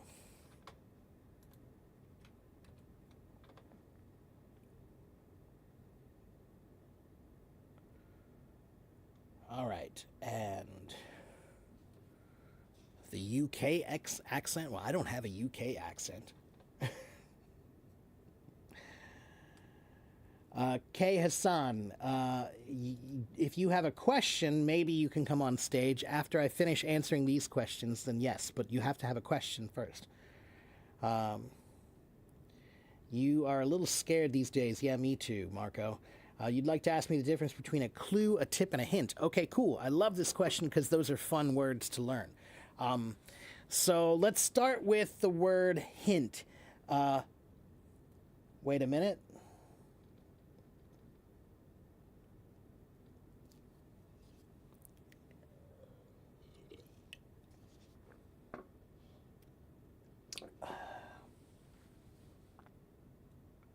So the word hint is when I asked you a question, right? I asked you a question, let me think. I said, what's my favorite musical instrument? What's my favorite musical instrument? And I said, I'll give you a hint. It's very loud. All right? I gave you a hint. A hint means I gave you a little piece of information to help you find the answer, but I didn't tell you the answer. Okay, so a hint is just someone who's telling you a little piece of information to help you find the answer. Okay, but without giving you the answer. That's a hint. Now, the word tip. Tip can mean a couple of things. A tip could be a suggestion. Like, let me give you a tip about... I'm giving English tips right now. These are English tips. I'm giving you tips about English, right? Suggestions, hints, things that you can do that will make it better, all right? But the word tip also has another meaning, like when you eat in the United States, if you go out for lunch, then you probably need to leave a tip for your waiter, right? That means some money, right? So the word tip has a few meanings, okay? It also could be a verb, meaning I'm going to tip this over. It's tipping. To tip means to fall to one side or the other, okay? The word clue is my favorite one, though. And the word clue comes from Roman and Greek history. So the word clue now, today, C-L-U-E, it means almost the same thing as a hint, right? Give me a clue, give me a hint. They mean about the same thing. But the original meaning of the word clue comes from a very cool story about Greek history. So in Greek mythology, there was this guy named, was it Perseus? Let me make sure. No, Theseus, not Perseus. Theseus. So there was this guy named Theseus, right? And let me find the story here. Hold on. Theseus and Maze and Minotaur. Here we go. Okay, so in Greek history, Greek mythology, in the stories of Greek mythology, there was this maze that was underneath a palace. Okay, so there was this island on the island of Knossos, and there was this big maze underneath the island. And in the maze was this monster. There was a monster called the Minotaur. And a Minotaur is half man, so his body from the waist down is man. But from the waist up, he's a bull, right, with horns and everything, right? And so there was this monster that lived in this maze. And Theseus said, I'm going to go kill the monster. And nobody was able to kill the monster. Okay? Nobody was able to kill the monster, but because they couldn't find their way out. The maze was too confusing. The maze was too confusing. So Theseus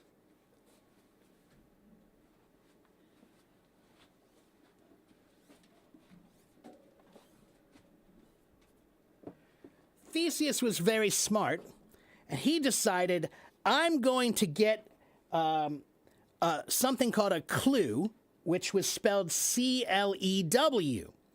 And let me show you what a clue is.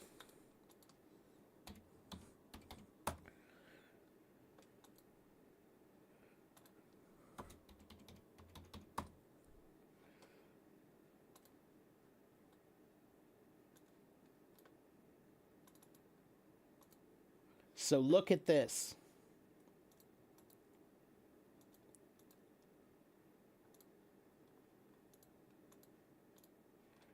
This is Theseus and the Minotaur. Okay? Look, this is the Minotaur, the monster, and this is Theseus, and he's in the maze. He's going to try to kill the monster. And what is he holding? What is he holding, everybody? What is he holding? He's holding something called a clue. That's called a clue.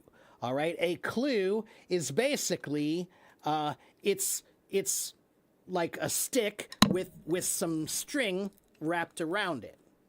Okay, that's a clue. So Theseus was smart. He said, oh, I'll take some string, and the string will help me find my way out. So the word clue, C-L-U-E, meaning a tip or some way to help you, comes from the word clue, C-L-E-W, meaning the string that helped him find his way out. Isn't that cool? So the word clue, C-L-E-W, is about string. And the word clue, C-L-U-E, is about finding something to help you find the answer or the way out, the exit. Okay? So that's where the word clue comes from. All right? Okay, now, my links, everybody. You cannot just click on the link in HelloTalk. You must copy it and paste it and go to your browser. Okay?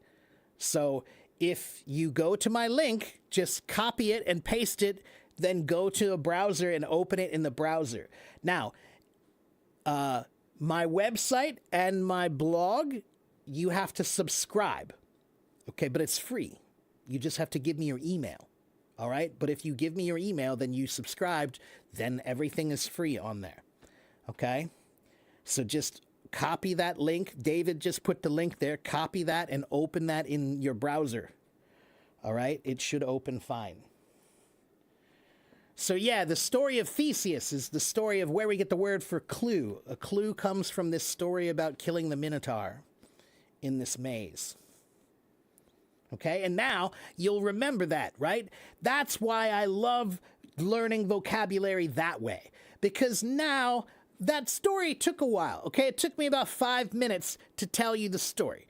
But now you'll remember that story because it's easy to remember. Okay? It won't open. Did you copy it and paste it, Mr. Lancer? Copy and paste. Don't just click. Copy and paste. Okay?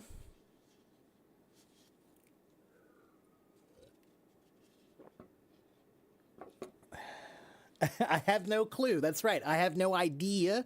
I have no way of... I don't know where the exit is. I don't know where the exit is. That's what it means.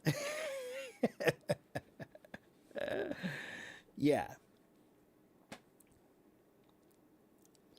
So... Okay, anybody else here?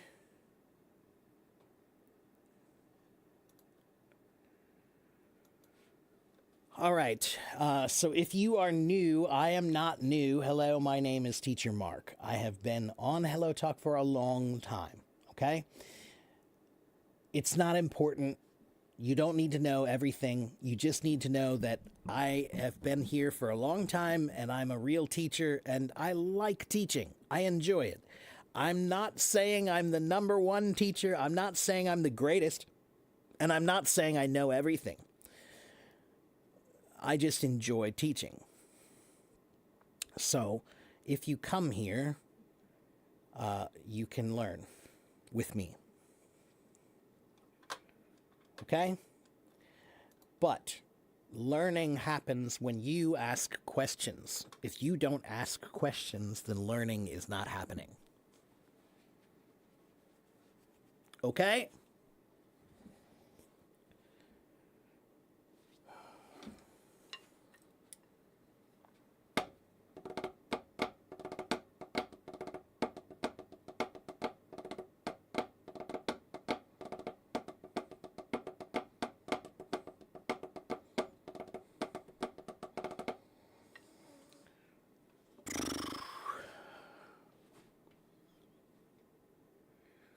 You would like to learn.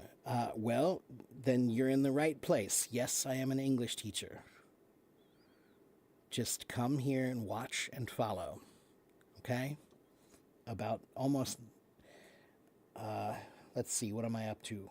How many followers do I have today? 88,884 followers. Okay?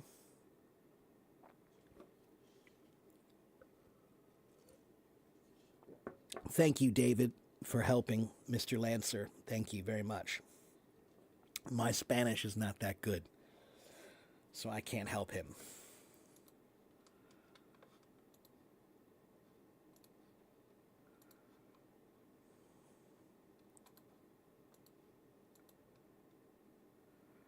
All right, what should we talk about?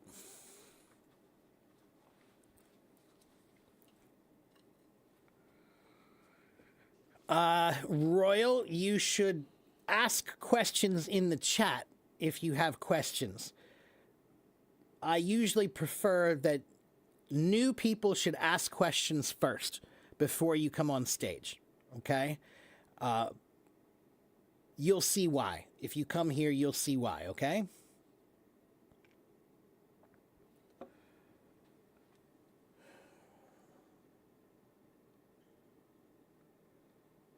Do I use the idiom, it cost me an arm and a leg? Yes, we do use that idiom. It's very common. David, one day I will learn Spanish. I'll let you know when I'm ready. Is there a way to say you're in the first 3 arrivals?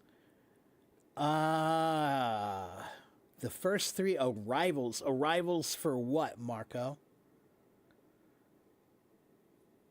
Arrivals is usually the word we use for traveling, right? When you arrive in a country. Is that what you're referring to?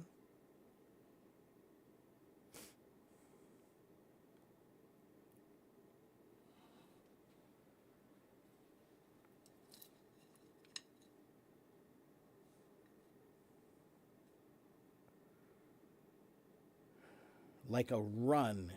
You mean like a marathon?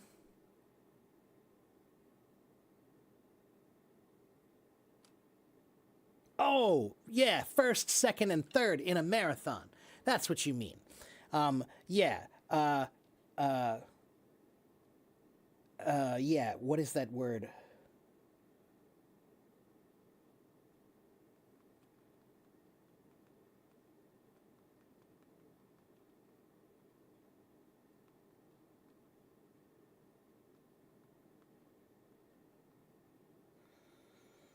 There are a few ways to say it.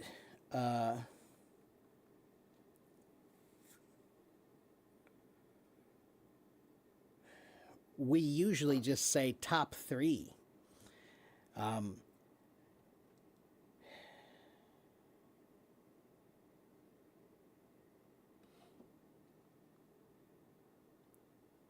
We'll say top 3. We'll say placing. Did you place? Did you place means were you first, second, or third? Or what did you place? Oh, I placed 5th. I was 5th in place, right? So how did you place means were you first, second, third, fourth, whatever, okay? And then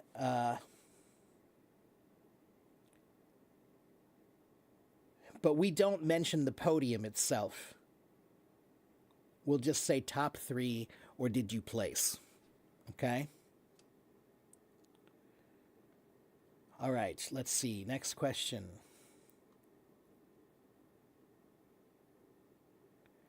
Do I have a book for grammar? I do. Let me give it to you online here. There's a link for it here.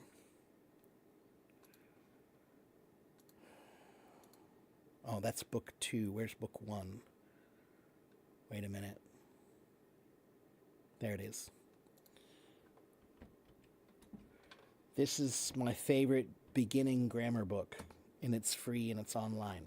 So go get it.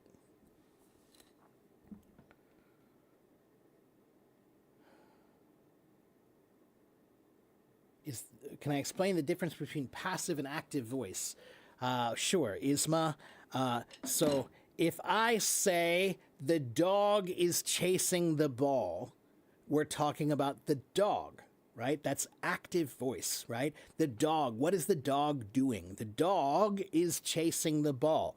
But what if we're not talking about the dog? We're talking about the ball, right? So now the ball is a ball. Can a ball do some things? The ball can't do anything by itself. It's a thing, right?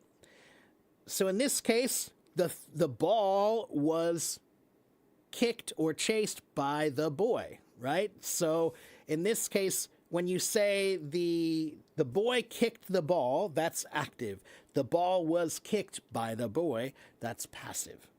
So the only difference is active is talking about the person doing something. Passive is talking about the thing that they're doing it to. Okay? Who's my favorite psychologist? I don't have a favorite psychologist. My father. My father's my favorite psychologist. I have to say that. Okay. I should join social media platforms in mainland China. I know, Howard. Yeah, I know.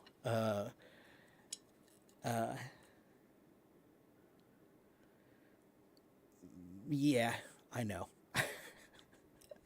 Can I explain the difference between supposed to and the difference between it and going to?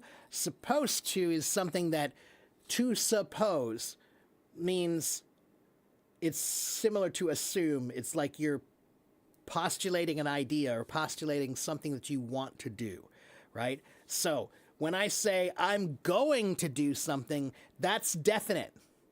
I'm definitely doing it. I'm going to do it. I'm going to do that tomorrow. I'm telling you that I'm going to do something. If I say I'm supposed to do it, that means I should. I'm supposed to, but that doesn't mean I will. If I say you're supposed to go to bed at 10 o'clock, that means at 10 o'clock you're supposed to be in bed. But sometimes maybe you didn't go to bed at 10 o'clock. So you were supposed to, but you didn't. Okay? Going to is just telling somebody your intention to do something. I plan to do this thing. I'm going to do this. Okay?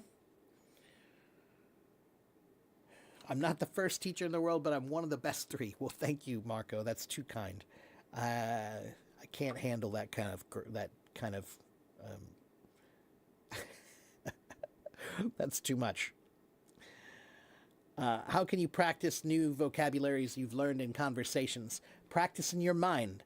Practice thinking about them. If you can think about them, then you can say them. Okay? When do we use passive voice? Well, when you need to use passive voice. You don't always need to use passive voice, but if you're talking about a thing and not about the person, then that's the voice you need, right? So if somebody says, for example, Zohal, if you are in a coffee house, you're in a coffee house and you're having your coffee, and then you go to the bathroom. And when you go to the bathroom, somebody took your coffee. They took your coffee. They thought you were done. So when you come back and you say, you could say, who drank my coffee?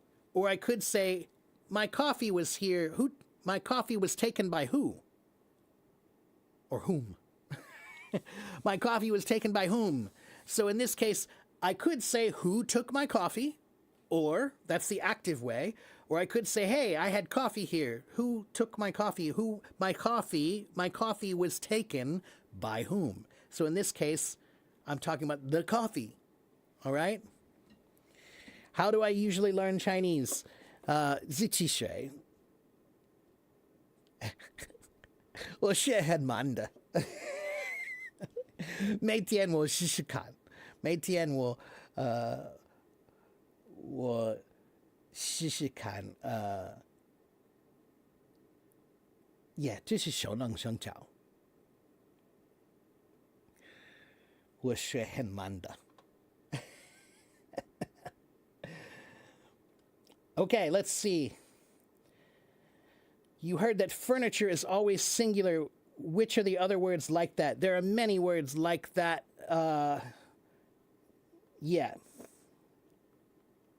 Like this. Wait a minute.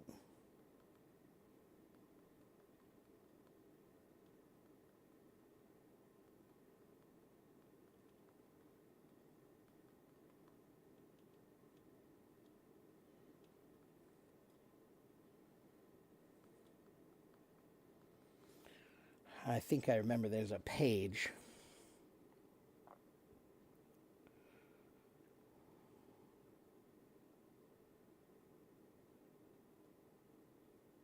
Yep, like this one here. Go to this page.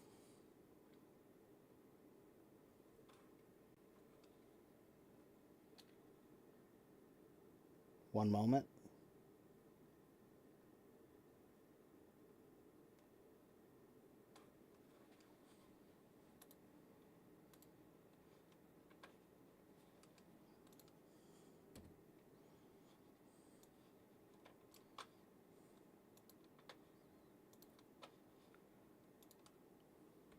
This is a list of words that are like furniture.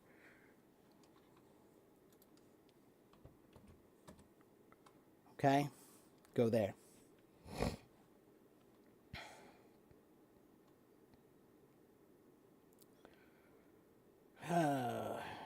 When we say, what's that supposed to mean?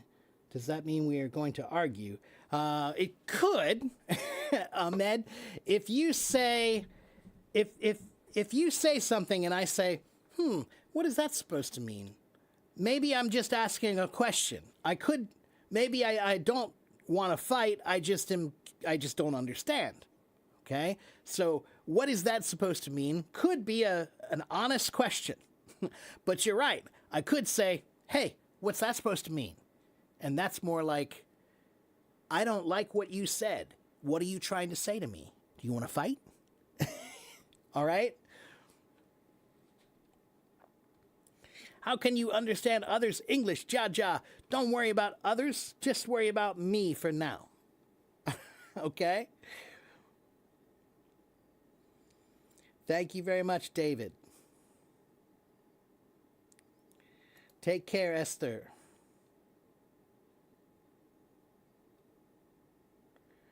Basically, when you mention the object first, it's passive voice. When you mention the subject first, it's active voice. Well, yeah, but don't think of it that way. Think of it like I said, where if you're saying the active voice, you're talking about the person who's doing something, right? There is a person who's involved doing something.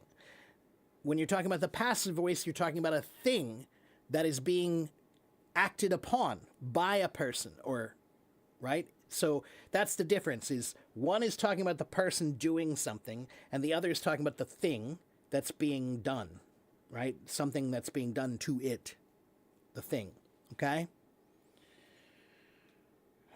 Take care, Savannah.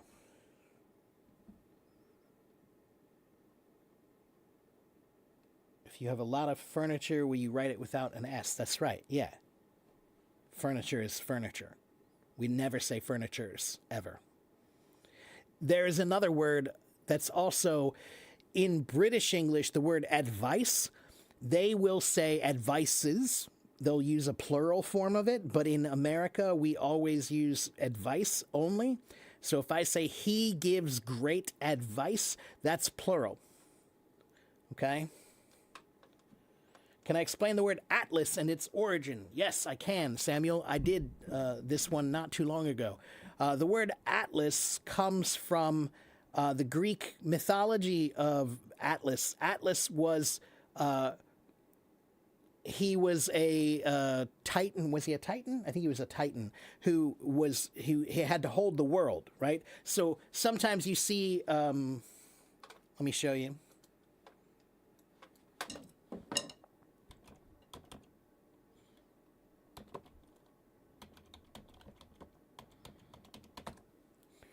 Have you ever seen an image like this before? Let me see.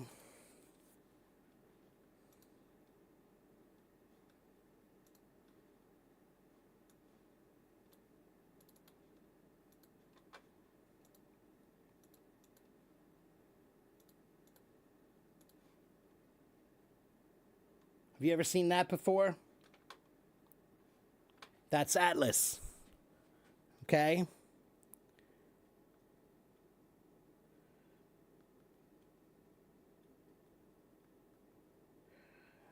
So yeah, Atlas was this titan. He was a titan. He wasn't a god. It was this thing called a titan. And Zeus got mad at him, and Zeus said, "You have to hold the world up forever." Right? So he was a god. He held the world up forever, right? But then later there was a guy named Mercator. I think that was his name. Let me check.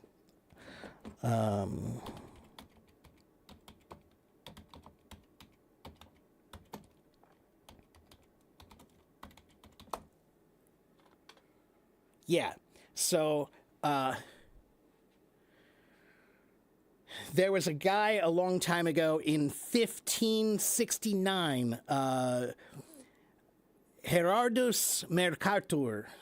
Mercator. He was a map maker, right? He was a map maker, right? And this guy was a Flemish map maker, and he made this map, and it was one of the biggest, most important maps at the time. Okay, and the map. Let's see. Where was that word? Yeah. So the title of the map that he made was Atlasive Cosmographicae Meditationes de Fabrica Mundi et Fabricata Figura. And that basically means it's the first map, meditations of the entire world, right? Like, let's think about the whole world. That was the first map that did that. And so he was using the word atlas like it's like looking at the whole world that Atlas is holding up. Okay? And I think, let me see.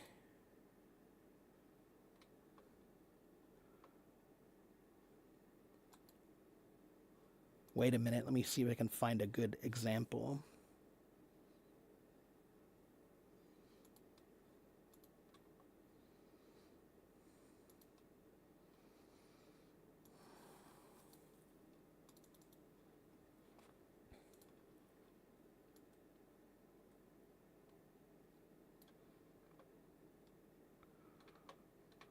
So this was the first map of the world. This was the first atlas. Right there. Okay, and it was called the Atlas because it was named after the Greek god Atlas, or Greek Titan. Sorry, Greek Titan Atlas. Okay? All right. Please be patient. I'm trying to answer all the questions. Let's see. What's the difference between the dependent sentence and an independent sentence? Let's see. Let me find my page for that.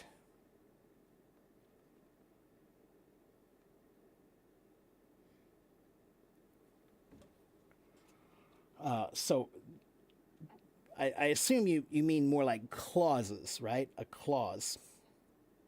Dependent and independent sentences or clauses. Is that what you mean? So independent. If I say the dog barked, that's independent. But if I say because the dog barked, now that is dependent. I can't just say because the dog barked. That doesn't make any sense. You'll ask, where's the rest of the sentence? You can't start with because. You need to tell something else. Okay, comes before because. So then you can combine them. Because the dog barked, I woke up. All right?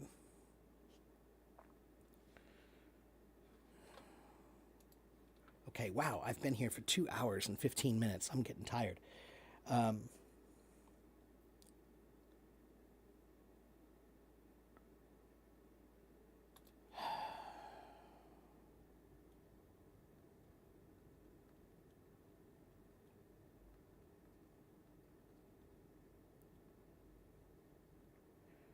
Okay, somebody wants me to talk about conditions in English. Let me show you the best way to practice that.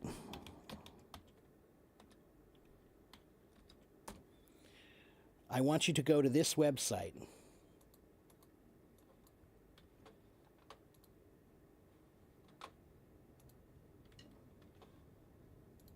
Go to this website. Okay? Here it is. This is free, okay? And then I want you to scroll down. This is games2learnenglish.com, okay? Now scroll down and let me find the right one. Look at all these games. These are all English games. And I remember there's one right there, conditional sentences. Let's click on conditional sentences, okay? Let's view it first. Okay, so we have first conditional. Okay, so what is first conditional for? It's for possible future situations, right? If the sun is bright, then wear sunglasses. So this is for real situations. This is for real situations, right? That's first conditional, right? But look, if I go to second conditional, if I were old, then I would use a wheelchair. So now second conditional is talking about something that is hypothetical. Hypothetical means not real. You're just imagining, right? A possibility. It's just a possibility of the future. So if I were old, I would use a wheelchair. I'm not old, but if I were, then what would I do? So it's for a possible situation and a possible real solution, right? Third conditional, if I had brought my umbrella, then I would be dry. Third conditional is talking about imaginary situations in the past, right? So she didn't bring her umbrella. So she did get wet, right? So now she's imagining, oh, well, I didn't bring my umbrella, so I did get wet. But if I had brought my umbrella, then I would be dry. So she's imagining in the past an imaginary situation where she would have done something, but she didn't, right? If she had, then there would be this other possible answer, this other possible future, that I would be dry, okay? So first conditional, second conditional, third conditional. Then there's also something called zero conditional, which is just for general truths, right? So if I say water heats at 100 degrees Celsius, it boils at 100 degrees Celsius, that's a fact, right? That's a statement. That's a general condition, all right? So go to games2learnenglish.com and you can practice that, okay? It's very easy. Just go there.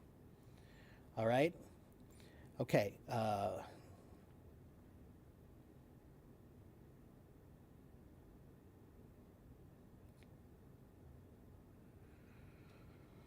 Oh, man, I'm running out of energy here. What are the benefits of listening to somebody? Is it helpful? It's helpful if you're listening to someone good. It doesn't help if you're listening to someone bad.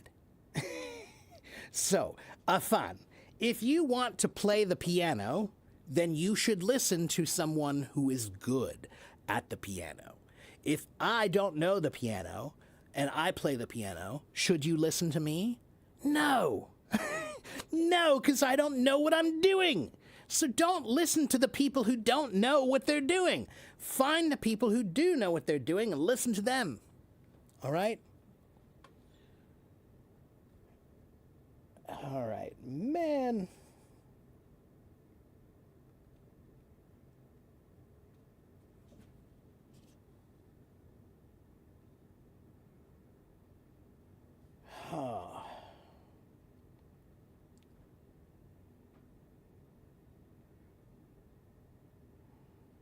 And no, Games to Learn English is not my website. It's just a website that I use. Okay? It's free. It's free. All right? So, Laraib Khan, I see your question about conjunctions, and Zohal, I see your question about linking verbs, but I'm kind of tired, so I think I'm going to call it a day today. I've been here for 2 hours and 21 minutes, and my mouth is dry, and I think I need to eat some lunch. So I'm going to be going here. But before I go, here once again is my YouTube channel, and here is my website, and here is my blog. Now, my YouTube channel, there are hundreds of videos just like this one. All you have to do is go watch the video and take some notes. All right? I don't do what many people do. Many people online, they will make a tiny little video. It's only 1 minute that tells you every answer you need in 1 minute. I don't do that. I'm not doing that for you. Nope. When I was growing up and when I wanted to learn, if I wanted to know something, I had to read the book. I had to read the whole thing. Okay? They didn't just give me the one little piece of information. I had to read the whole thing. So, if you want the answers are on my YouTube channel. They are there. Every answer to every question that you have is on my YouTube. It's on my YouTube. I have already answered them. But most people are too lazy, and they won't go watch, and they won't take notes because they want that 1 minute video. Well, guess what? I can't help you. All right? I don't do that because if you want it, then earn it. You're not a baby. Don't spoon feed yourself, right? Really do the work, okay?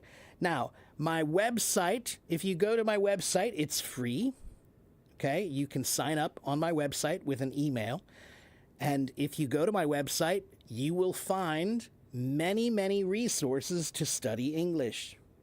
Okay? Everything you need for grammar, everything you need for reading, writing, listening, speaking, IELTS, TOEFL, everything you need to study, it's on my website. Go there. All right? And then my blog. I wrote all the articles on my blog are written by me. Those are my answers. So many people ask me questions here, and I give you answers, a spoken answer, but my written answers are usually more complete. Okay? My written answers are usually more complete, so go read them. If it's too hard for you to read, maybe my writing is a little too hard for you, copy the article and put it into ChatGPT or DeepSeek and ask ChatGPT to explain it to you. Tell ChatGPT, I need to understand this article, but it's too hard for me. All right? All right. Okay, everybody, so that's going to be it for me today. You can also buy lessons from me. If you want to buy lessons from me, you can. I do teach privately. I have a lot of students, but I have room for more. But you have to pay me.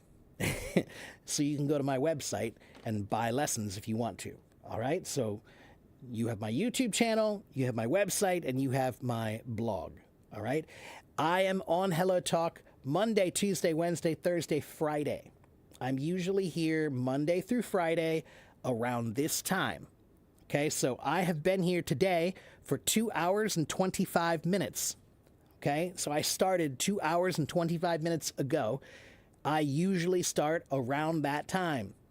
Okay, so my time zone is New York City time zone. It's the same as New York City. And I usually start around 9:30 or 10:30 a.m. New York City time. All right, so figure out what time that is for you and follow me here. I have been on Hello Talk for more than 12 years. I have almost 89,000 followers here. And yes, I am a real teacher. There are not many real teachers on Hello Talk, but I am. Okay? All right, let's see. Here's my website here. Okay? Thank you, Larib. Thank you, David. My time, again, Monday through Friday, and it's usually in the morning, New York City time. Okay, so somewhere around 9:30 or 10:30 in the morning in New York City, that's when I start. Okay?